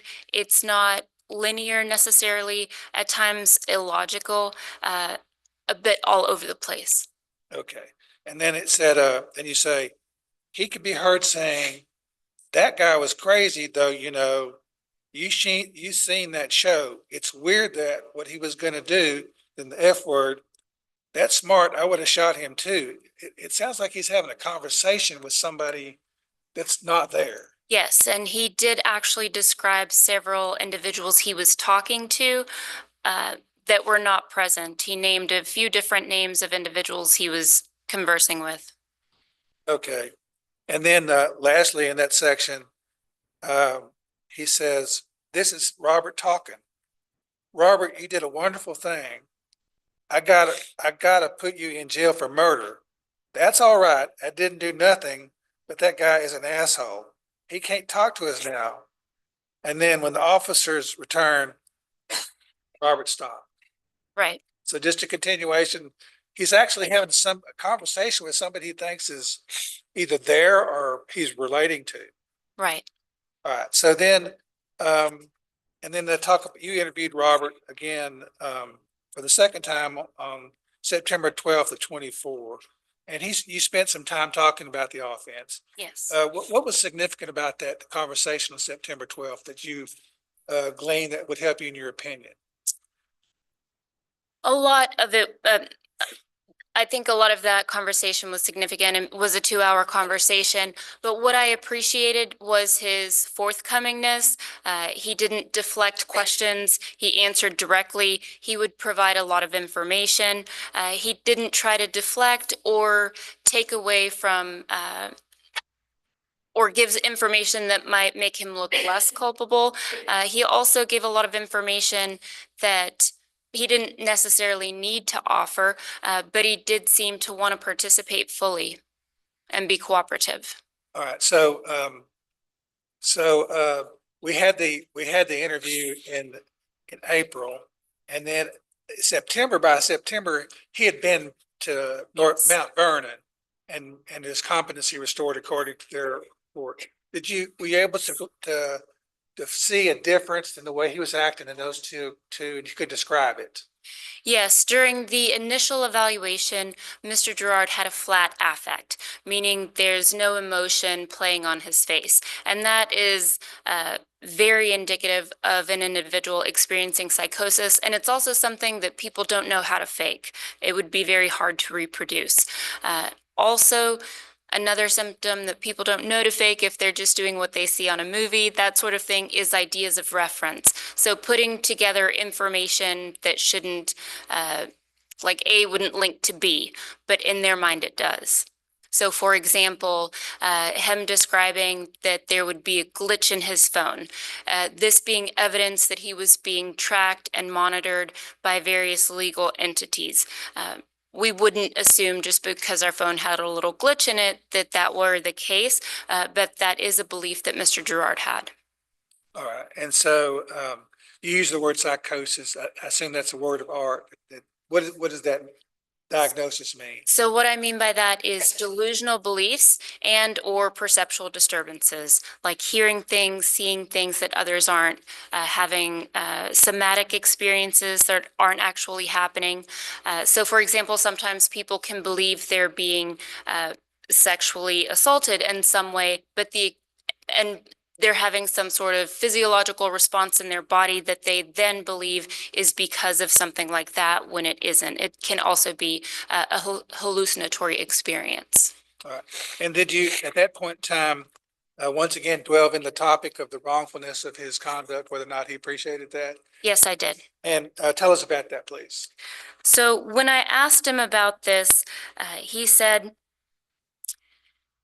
he thought he would be in trouble because he was a felon with a gun. So he knew he shouldn't have a gun. But when I asked if he were surprised that he was charged with murder, he said, yes, I acted in self-defense. All right. So you've seen the autopsy. I think self-defense may be a hard road to hoe on a case like this, but so he didn't appreciate the wrongfulness of his conduct, basically where you were. No, I think he psychotically believed that he was acting in self-defense. Okay. And once again, you don't think that there was indications that he was malingering or faking symptoms in the course of that interview with you had him on September 12th? No. And when going back to the patrol car video, he actually says, Robert, there was a sword in there. Why didn't you hit him with a sword? And he says, I didn't think I was fast enough or strong enough. So really goes to the fact how scared he was and thinking that he was going to be killed. Also, he provided information that someone who's trying to deflect culpability on themselves wouldn't offer, such as he didn't actually know how many times he fired. he said he was so scared, he just kept pulling the trigger. And when it was empty, he ran to the other room looking for another clip because he was still so terrified, not recognizing that Mr. Love didn't pose a threat at that point. He was still so terrified that he was going to be killed. And it was only when he heard Mr. Love's raspy breathing that stopped him. He went back to check on him. Then he realized his cousin needed help, and he immediately ran to try to get him help. And I think the autopsy indicates that there were more than 10, maybe not 10 bullets, but 10 different wounds. It may be like 14, I think, but it was multiple Right. wounds. All right. So anything else that we need to discuss about that interview on the 12th that'd be relevant? Oh, I did ask him, since in the police interview, they asked him about Mr. Love being asleep. He was very adamant that Mr. Love was awake. And I thought that was important as well,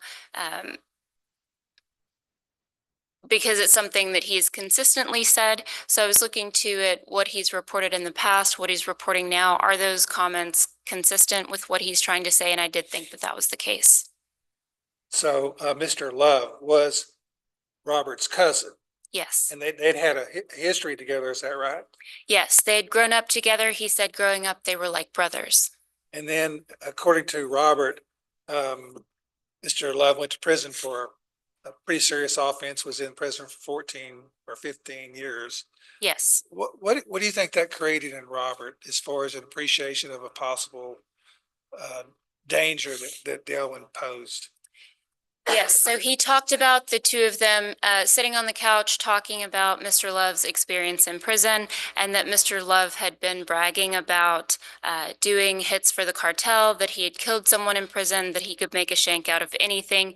So I thought that that was important because it likely amped up the underlying paranoia Mr. Gerard already had. All right. So then I'm going to page number 8 of your report.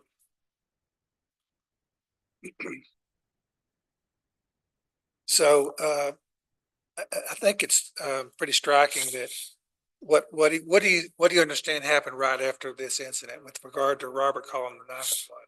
What's your understanding? So what he told me is that he immediately ran to his uncle's house. He was still barefoot, and he was so rattled, he actually used his phone as a flashlight, not recognizing that he could have used his own phone to call for help until he got there. So goes to show the sympathetic response, the fearfulness he would have felt at that point, not thinking clearly, logically, that sort of thing. All right. So let's move on then to his psychiatric treatment since the incident. So Dr. Gorman had started, this is not the first time Dr. Gorman had treated but can you describe to us what the psychiatric treatment was post his arrest or post February 9th of 2023? Yes, so he was seen numerous times by Dr. Corman while he was in Van Zandt County Jail. On February 9th, 2023, he was still voicing delusional beliefs. He thought he was being harassed by an official with the Van Zandt County Sheriff's Department who he thought was electronically monitoring him. This was a long-standing delusion he'd had already. He thought they were transmitting messages to his head and spoke to him through this EEG helmet. He was then refusing antipsychotic medication. He was court-ordered to receive those, and once he started receiving treatment with Zyprexa, on the follow-up visit on the 14th of February, Dr. Corman still described Mr. Gerard as believing that people could hear his thoughts and transmit messages to his head. He talked about his EEG board and the helmet that he had, which were protective for him in his mind for these intrusions. He thought the KKK was harassing him and threatening to rape his mother, his daughter, his sister, nieces. he was reporting auditory hallucinations along with the paranoid beliefs, and he was diagnosed with schizoaffective disorder, bipolar type.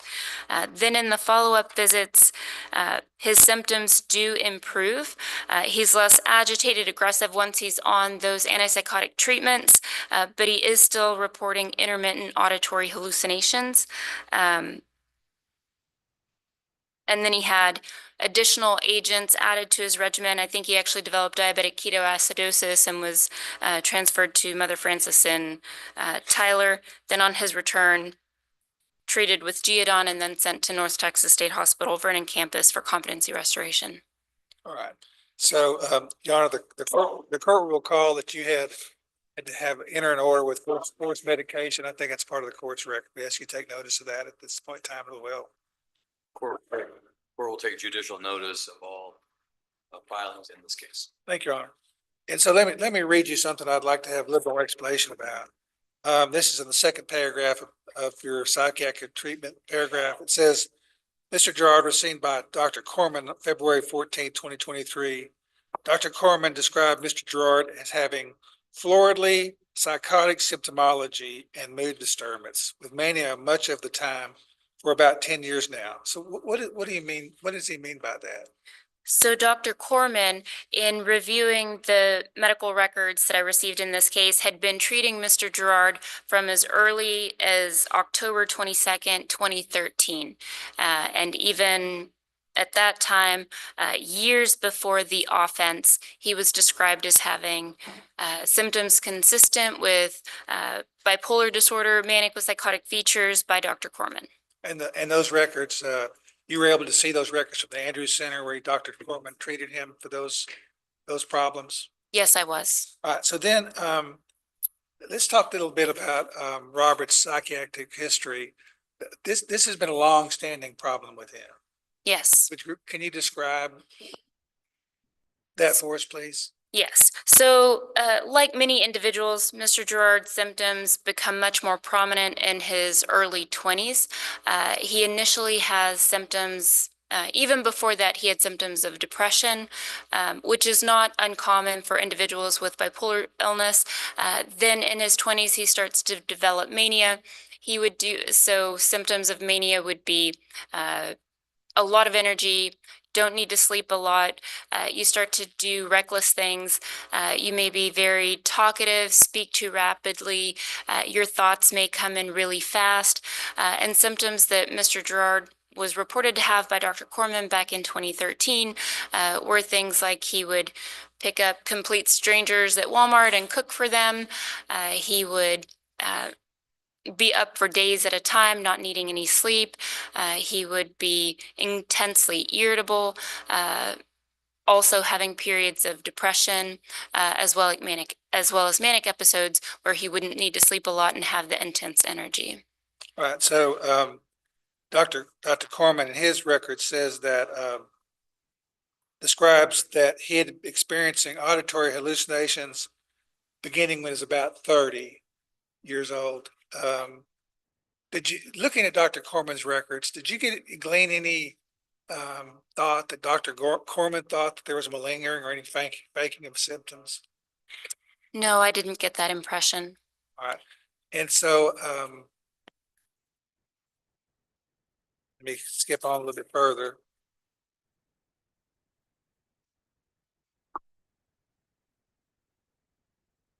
And then the paragraph that says past psychiatric treatment records. I'm looking at that paragraph. What page are you on? On page number 11, Your Honor.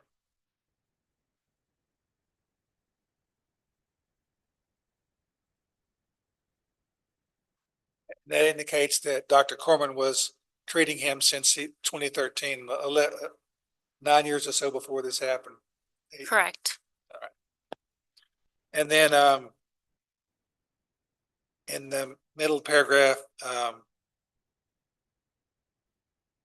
Dr. Corman says that he has confirmed bipolar diagnosis. Now, what can you explain to us? We've used psychosis, other terms that are related to your profession. What is bipolar disorder? What is that? So looking at Dr. Corman's notes, there were times when Mr. Gerard was also using stimulants. So the thing about using stimulants is you can look like you have bipolar illness, or you can even experience psychosis because of an effect of that stimulant. So Dr. Corman, his notes reflect that he's looking for this, but he's able to diagnose the primary mood psychotic illness. Those symptoms are present even when Mr. Gerard is sober, which we would not expect if it were purely substance induced. And so Go ahead. that he could confirm this diagnosis. And so we really hadn't talked too much about that, but Robert doesn't have a history with drug abuse, Yes, whether it's for self-medication or for whatever purpose, it's documented. yes, And so I guess where you're going is that you're distinguishing between the drug abuse and psychosis or bipolar disorder that's not related to either not related or enhanced by the drug abuse. Is that correct? correct. And what do you mean by that? So if an individual were only experiencing symptoms that look like mania, psychosis because of that stimulant, then we would expect when that stimulant wears off, they don't exhibit those features anymore. But Mr. Gerard is still exhibiting those features even when he's sober. And a lot of the notes that Dr. Corman writes when he's in Van Zandt County Jail, where he does not have access to a stimulant, he is still exhibiting these symptoms. And that happened more than once, according to the records. He'd Correct. be in jail or off any sort of illegal substance and still be having the symptoms. Yes, there was actually a note years before the offense when Dr. Corman described Mr. Gerard as having been in the Van Zandt County Jail for 40 days, and he was still having these symptoms, so that he would not have had access to a stimulant at that point. So we would not expect after 40 days an individual to still be exhibiting features of acute intoxication from a stimulant. All right, and so I think we've talked about medical histories in the sort of recent past. What did you find out about his medical history that was relevant to your opinion? And I'm looking at page number 13. Past medical history.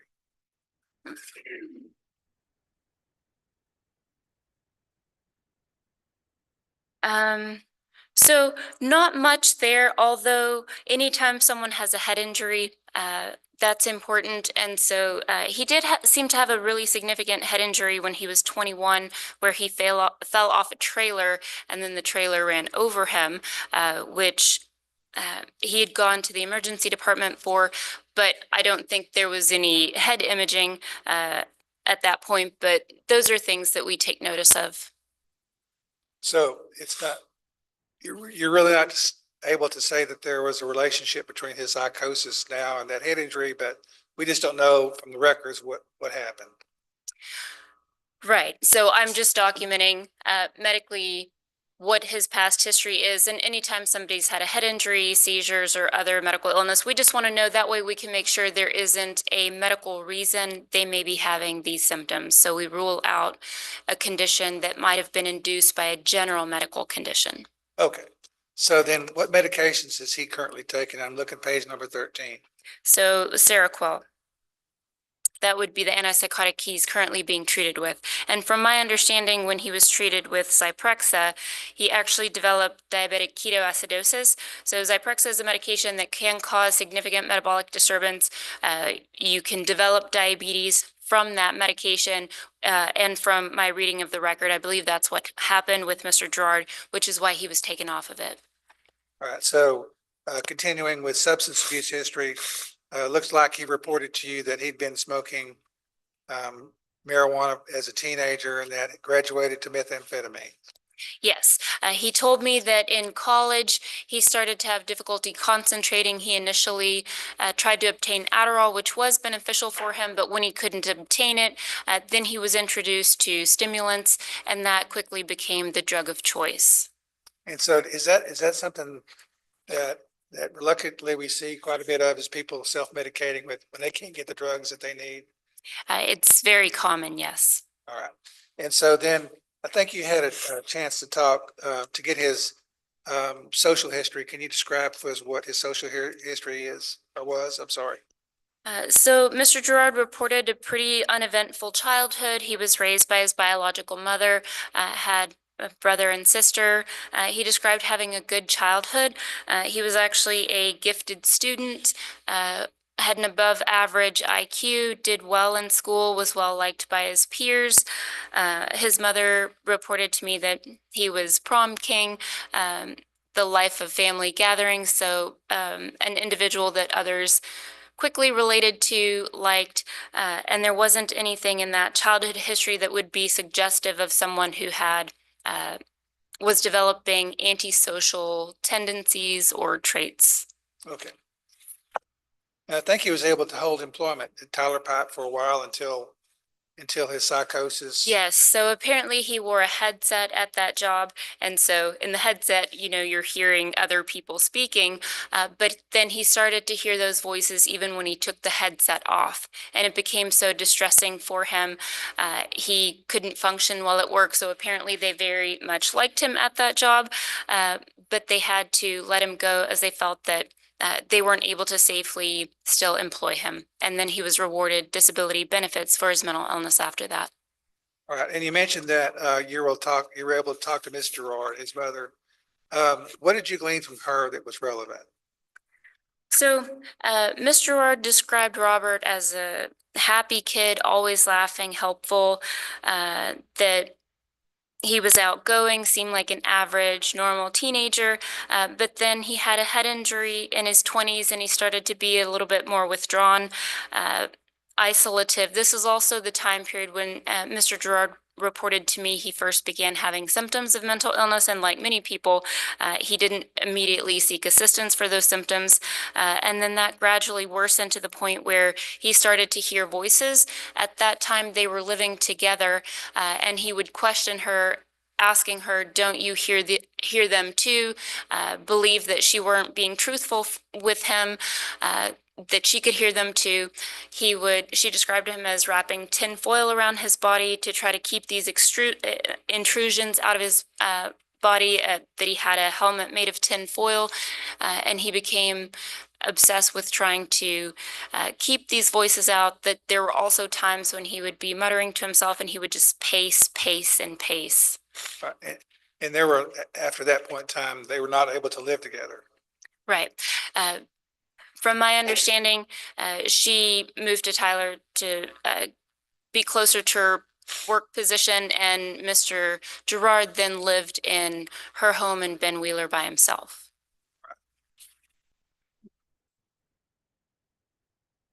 So we've talked about the mental status examination on page number 16, unless you think there's something else we need to talk about on that portion of your report. No. All right. So let's get to your diagnosis.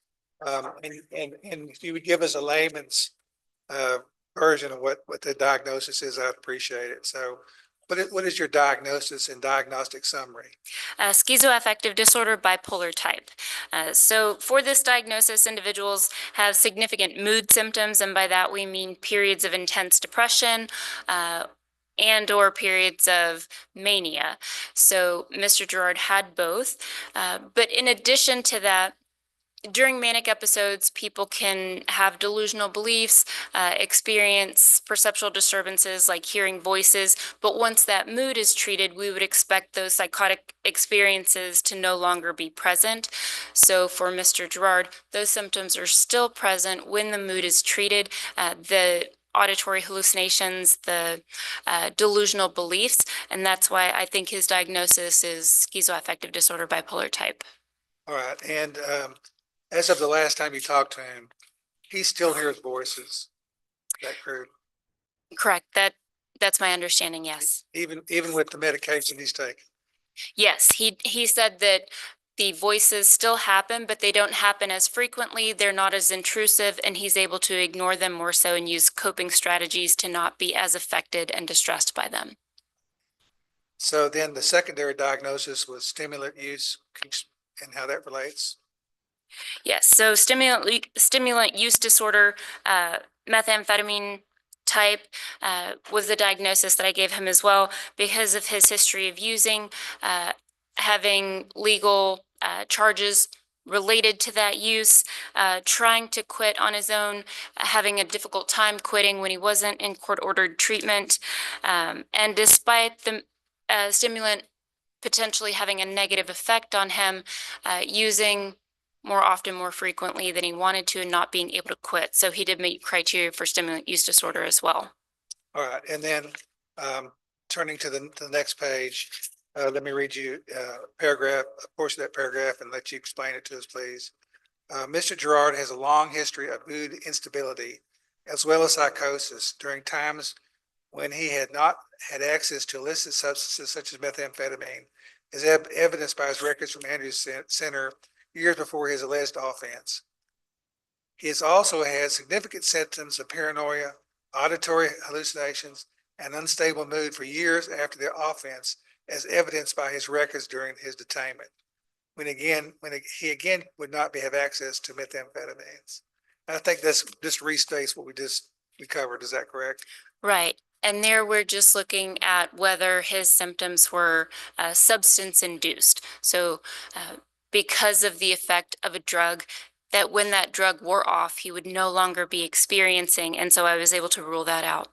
So let me just read that then. This would rule out the possibility that his symptoms were solely the result of a substance-induced mood psychosis disorder. It is my opinion, with reasonable degree of medical certainty, Mr. Gerard does have a long-standing, severe, and persistent mental illness, schizoaffective disorder, bipolar type. Correct. All right.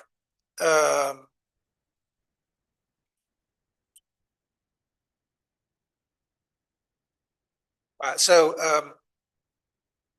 one of the things that you looked at is whether or not Robert had indications of antisocial personality disorder.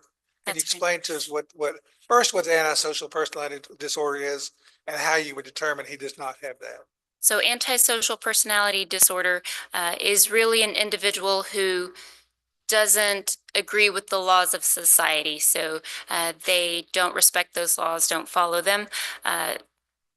To qualify for that diagnosis, you'd first have to start exhibiting those symptoms as an adolescent. So things like skipping school, being truant, torturing animals, physically assaulting people, sexually abusing people, that sort of thing. So the questions that I had for Ms. Gerard is if Mr. Gerard demonstrated those types of symptoms in his childhood, and she confirmed that he did not. Then I looked at whether there was evidence for that sort of. Often there can be times when people may not get that diagnosis, but still qualify for that diagnosis. But I didn't find significant evidence that he met criteria for that personality disorder. And during my evaluations, I didn't think he had that disorder either. And that would include any psychopathic traits as well. Correct. And that would be things like being very glib, superficial, not having empathy, not respecting the laws of society, having lots of legal charges, because one of the stipulations for being able to qualify for not guilty by reason of insanity in Texas would be that the conduct wasn't purely related to antisocialness. All right. So let me talk to you first before you go into your final opinion. Let's talk one thing about the issue of dangerousness, which the court has to deal with. Of course, he's going to be. The evidence is pretty clear. He committed a first-degree felony murder. But when Robert is not using, or when he's unmedicated, does he exhibit some problems that would cause some danger to or possible harm to others? So when unmedicated, he would have much more paranoia, suspiciousness. and would likely go back to having delusional beliefs about being stalked by various entities, like he had before. Right, but it doesn't look like, it looks like there have been some occasions where he's been agitated. I think there was reference to he was in some sort of, I don't know, verbal or physical altercation at the jail. But at that point in time, he was not medicated. Correct. And I think there's other evidence when he's not medicated, he may get agitated. So I guess the advice to Robert is you got to take your meds. Correct. Yes. All right. All right. So then, I think we've covered it, but would you please, restate your opinion based on, reasonable medical certainty as to whether or not Robert meets the test for not guilty by reason of insanity? And yes. a little more lengthy explanation, if you would, please. Yes, so I diagnosed Mr. Gerard with schizoaffective disorder bipolar type because he had discrete episodes of depression, mania, and psychotic symptoms in the past, as well as during my evaluations of him that were present even despite treatment. However, with that treatment, Mr. Gerard was sociable, easily engaged. He wasn't someone that I was scared to be in a room with for 2 hours. But then, so first of all, he did have a severe mental illness. So then I looked at whether that illness was present at the time of the offense, or if it could have been related to methamphetamine use. And he did have methamphetamine use that he talked about using. But what was key about this is a drug test can tell you, yes, this person used, but it can't tell you how long ago. So especially with methamphetamines in someone who uses chronically, that drug test will be positive even as much as a week after the offense, which we wouldn't expect an individual to still be exhibiting signs of acute intoxication at that point. So what Mr. Gerard told me is that when he had been talking to Mr. Love smoking, that he had decided he'd had enough of that and he'd gone to lay down. And he laid down for about 60 minutes, maybe 90 minutes. So he said about an hour, hour and a half. Then he got up, he came back to the living room, talked to Mr. Love, but then realized Mr. Love was just telling the same stories all over again, which irritated him. So he went back to bed and then he slept for a period of 8 hours. So I would not expect someone who is acutely intoxicated on methamphetamines to be able to sleep that amount of time and still be acutely intoxicated. Also, I didn't see features of acute methamphetamine intoxication on the cameras. He wasn't agitated, restless, fidgety. He's able to sit still. He's actually calm, cooperative. And then on top of that, when looking at whether he understood the wrongfulness of his conduct, Mr. Gerard may have vacillated at points about saying, I was right, I was wrong. But when I talked to him about this specifically, he talked about Mr. Love as someone that he had loved like a brother growing up, and the gravity of what had happened really affected him. But at the time, he did say he believed that he had acted rightly in thinking not only that he had defended himself, but that he had saved children from being assaulted by Mr. Love, which is a belief that he'd had for some time. He also talked about having questioned Mr. Love about that belief prior to the offense. So I think all told, he did truly have a severe mental illness at the time and not understand the wrongfulness of his conduct. So, one more issue on the drugs. The toxicology results showed that he had a small indication of methamphetamine. You recall that? Very small. Yes. So he did test positive. It was on the lower end and not what we would typically expect of someone who was acutely intoxicated. We would expect a higher level than what he had. In looking at case reports of individuals who have committed serious violent offenses and been acutely intoxicated on methamphetamines, they would often have a much higher result. But it does show that he did use at least within the last week. And by Mr. Gerard's own admission, he had used on the evening of October 21, 2021 into the early morning hours, but then said he hadn't used after that. So he had a period of withdrawing from that medication and then went to sleep for 8 hours, which would be evidence of withdrawal from that of stimulant, because once you withdraw from it, then you sleep a lot. So the presence of methamphetamine in a tox screen does not mean intoxication. There's a difference, whether or not you're suffering the psychotropic effects of the drug. It lets us know he used this substance, especially with LCMS testing, because then we know, yes, you use this. This isn't a false positive or a false negative. We know you use the substance, but it can't tell us if your use was 4 hours ago, 24 hours ago, or a week ago.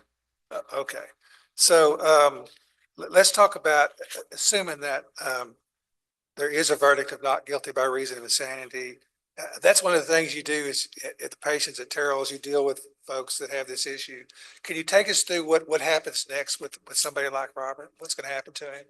Yes, when an individual is adjudicated not guilty by reason of insanity, the court then sends their information to the clearinghouse at North Texas State Hospital Vernon campus, where their name is then put on a list of awaiting transfers. So when you have a serious offense like a felony 1, you're sent to a maximum security facility like North Texas State Hospital Vernon campus or Rusk, which also has a maximum security facility. Then that individual would have to demonstrate to their treatment team that they were following all the rules, taking their medications. They have to do that voluntarily, preferably, and achieve a higher level, such as grounds access, for example, because at Vernon, they have a fence around the campus. So if you get a high enough clearance, you can go outside on your own. When the treatment team then felt, or say they didn't think you were ready to pass a dangerousness review board, they still are routinely, I believe it's every 6 months or so, referred to the DRB, the Dangerousness Review Board, and the treatment team will make a recommendation. They'll either say this person we recommend is still manifestly dangerous or no longer manifestly dangerous. But to be found that's the recommendation of the treatment team. There's then a dangerousness review board held, which is a group of people made up not of anyone on that person's treatment team. So that would be, say, a psychiatrist from Terrell, a social worker from Rusk, a psychologist from Kerrville. So we're all over the state hospital system. Then we'll look at the dangerousness report that the treatment team has provided. The individual can also be present to provide testimony during that hearing. And then if the treatment team, generally if a treatment team is saying, hey, they're still manifestly dangerous, we're probably also going to agree with that. But if the treatment team was saying they're no longer manifestly dangerous, they don't make that decision. It would be the Dangerousness Review Board that would make that decision. So then when they're declared not manifestly dangerous, they step down to a less secure facility like Terrell State Hospital, for example, and they would go through NGRI classes. So those are available at Vernon, Rusk, as well as Terrell. They have to be fully compliant with that program, meaning they go to all their classes, they take their medications.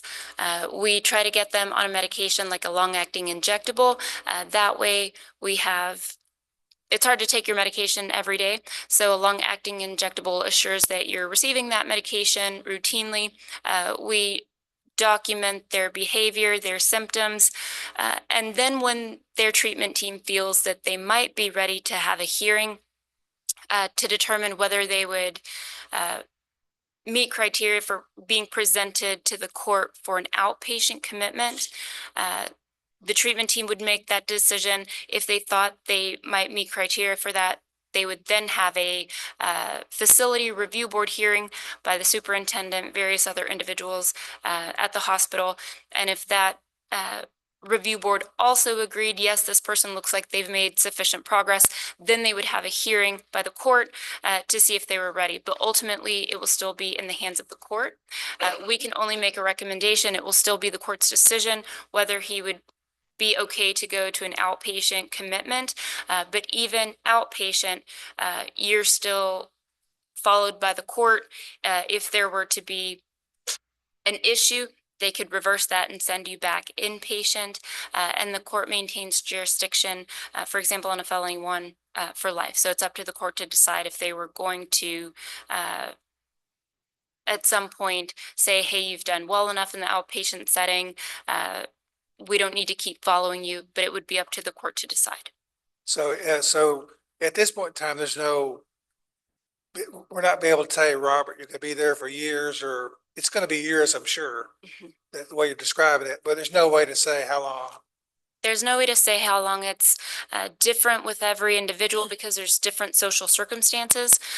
So generally, the level of services available to an individual in the state of Texas, once an individual's been in the state hospital system for a period of, say, around 3 years or so, then they qualify for maximum benefit support. So then they have things like nurse visits several times a week, peer support several times a week, financial assistance to be able to maintain housing. They have follow-up with a psychiatrist, maybe even have an ACT team, like a group that would come out to where they're living, making sure they're taking their medications, that sort of thing. So they just have a lot more roundabout services than you generally see other psychiatric patients have. All right, so I think I've covered everything on my list. Did you have anything else that you wanted to add at this point in time? No, sir. I'll pass it with witness, Your Honor. It's great. Your witness. Thank you, Judge. Briefly, Doctor, I just want to go over a few things that you said, make sure I'm understanding correctly. You diagnosed Mr. Gerard with schizoaffective disorder, bipolar type. Correct. Is that consistent with the diagnosis that he had had all along from Dr. Corman, or is it a different diagnosis? So initially, Dr. Corman diagnosed him with bipolar 1 disorder because initially Mr. Gerard was not experiencing psychotic symptoms. And then later in 2017, he actually receives a diagnosis of schizoaffective disorder, bipolar type, because he is experiencing psychotic symptoms. But that's not uncommon. We see this quite a lot in psychiatry, that people may start off with one diagnosis, then the next. There is an overlap of symptoms in those diagnoses. The only difference is that in bipolar disorder, when the mood is stable, they shouldn't still have those psychotic symptoms. But with schizoaffective disorder, those psychotic symptoms can occur even if the mood is treated. And that was my next question. Does schizoaffective disorder always include psychosis? Yes. That's one of the prerequisites for the diagnosis. Is that correct? That they've had at least 2 weeks of psychotic symptoms without the presence of mood symptoms. And does schizoaffective disorder always include hallucinations? So it doesn't necessarily have to. It could be delusions or hallucinations, but one of those psychotic symptoms. Okay. And is it true that Mr. Gerard had both? Correct. Okay. And why is schizoaffective disorder always labeled a severe mental disease, or does it vary in severity with individuals? You know, every person's a little bit different. You would have some individuals with this diagnosis who maybe would still be able to maintain a job or a relationship. But generally speaking, it is much more difficult to do those things when you have a severe illness like this. It is a very severe mental illness, yes. Okay, and that was going to be my follow-up then. What makes Mr. Gerard's schizoaffective disorder a severe mental disease as opposed to someone who may not have it severely? Because of his impairment in functioning. He can't maintain a job anymore. He can't maintain a relationship. He's living by himself, paranoid, withdrawn from everyone, so not functioning at the level that we would expect someone with an above average IQ to be able to do. Okay. So changing topics just a little bit. If I use the term tweaking, do you know what I mean by that? Yes. Okay. So in that, both videos, actually, the in-car video and the body cam video, did you see signs of tweaking, physical exhibitions of tweaking by Mr. Gerard in those videos? No, I didn't. And is that another thing that went into your formulation, you're answering the question of whether or not the symptoms he was exhibiting at that time were stimulant induced or mental disease induced? Correct. That's something that I looked at really closely in this case because I wanted to make sure that I'm saying the mental illness is to blame and not, and when he's actually, in fact, acutely intoxicated on methamphetamines. So initially, I thought I would see features consistent with somebody who's acutely intoxicated on stimulants, and he didn't actually exhibit those. Okay, and just so the record's clear, tweaking, I guess, is a colloquialism for severely intoxicated on methamphetamine or some type of stimulant. Is that correct? The fidgeting, the picking, all of that. Yes. And you didn't see any of that on the video? I didn't see that. I do think some of that is because of the way Mr. Gerard used. So when you smoke it, you get the effect really quickly, but it also wears off much faster than, say, if you had eaten it or taken it in some other way.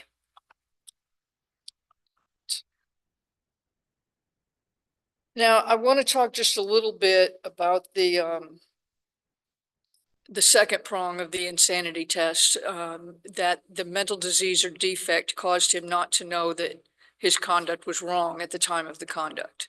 The hallucinations and the psychotic incidents that you point to, and even the ones that he talks about somewhat in those videos, include voices of people raping his mother and daughter. Is that correct? Correct.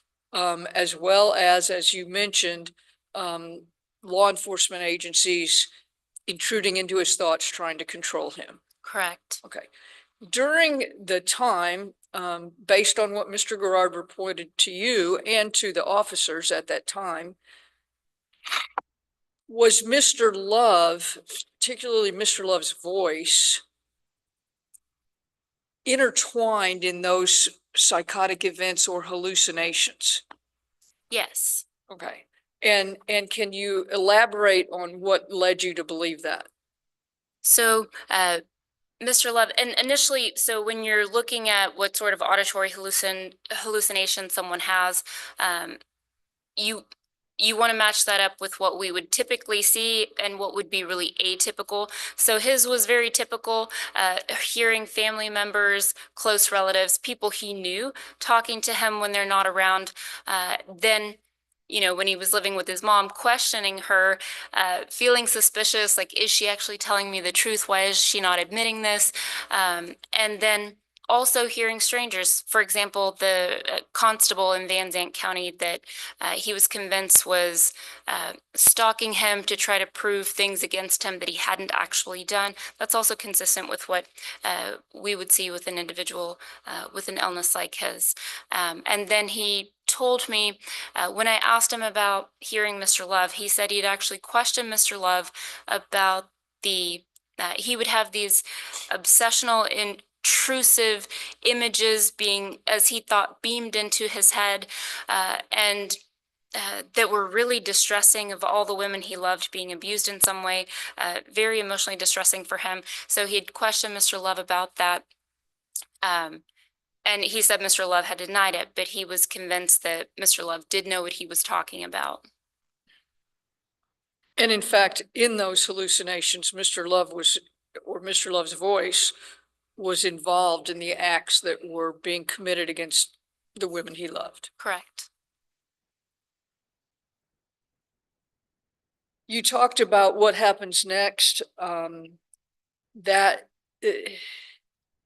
period of inpatient treatment at the first highest, most restrictive step can last, if necessary and if deemed appropriate, for the maximum term of imprisonment for the offense the person was found not guilty of. Yes, that's right. So in this case, we don't know, but he could be in a secure facility for the rest of his life. Yes. Or he could earn the right to step down. Yes. But ultimately, is it true that he will never see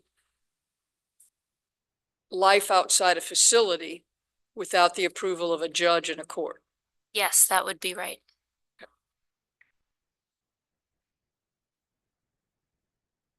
I'll pass the witness, Judge. Mr. Lowe, your witness. Nothing further, Your Honor. Rest. Any objection to Dr. Lampley being finally excused? No, Your Honor. No, Your Honor. Thank you, Dr. Lampley, for being here.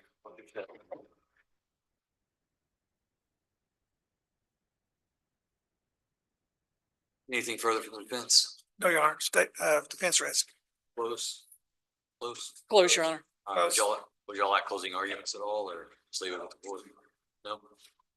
No, Judge, I think we're both going to ask that the court return a verdict of not guilty by reason of insanity. I've been researching today, Your Honor, the written judgment, if that is the court's verdict. We did, with Patty's help, get a form. It looks very different. It's not a typical judgment form. I don't have that completed yet. I can complete it for the court. Mr. Lowe can, the court can do it itself, whatever, but we're available if the court wants assistance with that. Okay, thank you. All right, this is what I would like to do. I would like to take all this under advisement, give me an opportunity to review the state's exhibits, the defense exhibits, and reread Dr. Lampley's report. And I would like to come back on December 17th and issue my verdict at that time. Are you available on that day, Mr. Lowe? I think I've got something in Judge Winter's court. Let me see, Your Honor. I don't believe I'll be here that day, Judge, but Mr. Hartwell can certainly handle anything. What about next Thursday, December 5th? Is that better? About the same? Same thing. That's the annual electeds conference, Judge, so same thing. But Mr. Hartwell and Mr. Hernandez can handle it. Yes. What time of day are you thinking about, Your Honor? Are you looking at the 17th or the? On the 5th, because I've got a ultrasound on that day. I'm just not sure what time it is. On the 17th? On the 17th, I've got to be in Judge Winter's court for a hearing. And then on the 5th, I'm not sure I've got to have an ultrasound related to my heart. So I don't know if it's ready in the afternoon or the morning. I have to get back to you. Well, we'll just do the 17th then. Yeah. On the 17th, I've got a hearing in Judge Winter's court. I mean, all day hearing? Well, I don't know, Judge. We should be through by 2:30. This will be quick, Doug. We can do it. We can do it. This will be quick. Okay, do the 17th then, Your Honor. Yeah. That works. Well, we can set it late in the afternoon. We'll just, let's set it for 3 o'clock, 3 o'clock on the 17th. And then if you're still working downstairs, then we'll just be patient. Okay. Fair enough? Yes, sir. That should give me an opportunity to get through my afternoon cases that are on the regular docket. Yes, sir. We'll start as soon as you're available that afternoon around 3. Thank you, Your Honor. Okay. All right. Let's go ahead and fill out a notice of settings just so I can have it on the record. Here, I'll do it.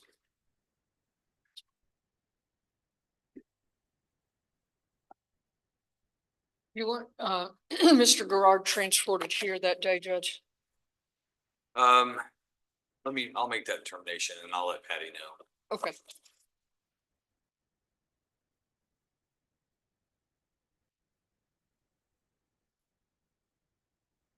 Yeah. But most likely we will.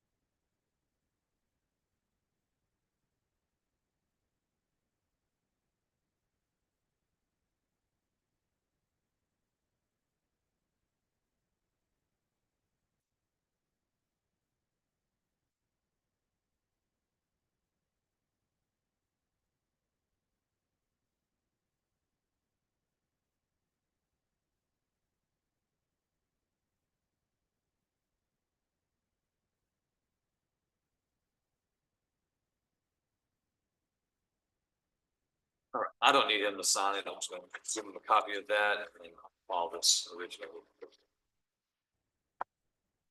All right, if there's nothing further in this case, then we're adjourned. Well, Thank you, Mr. Lowe. Thank you, Ms. Curry.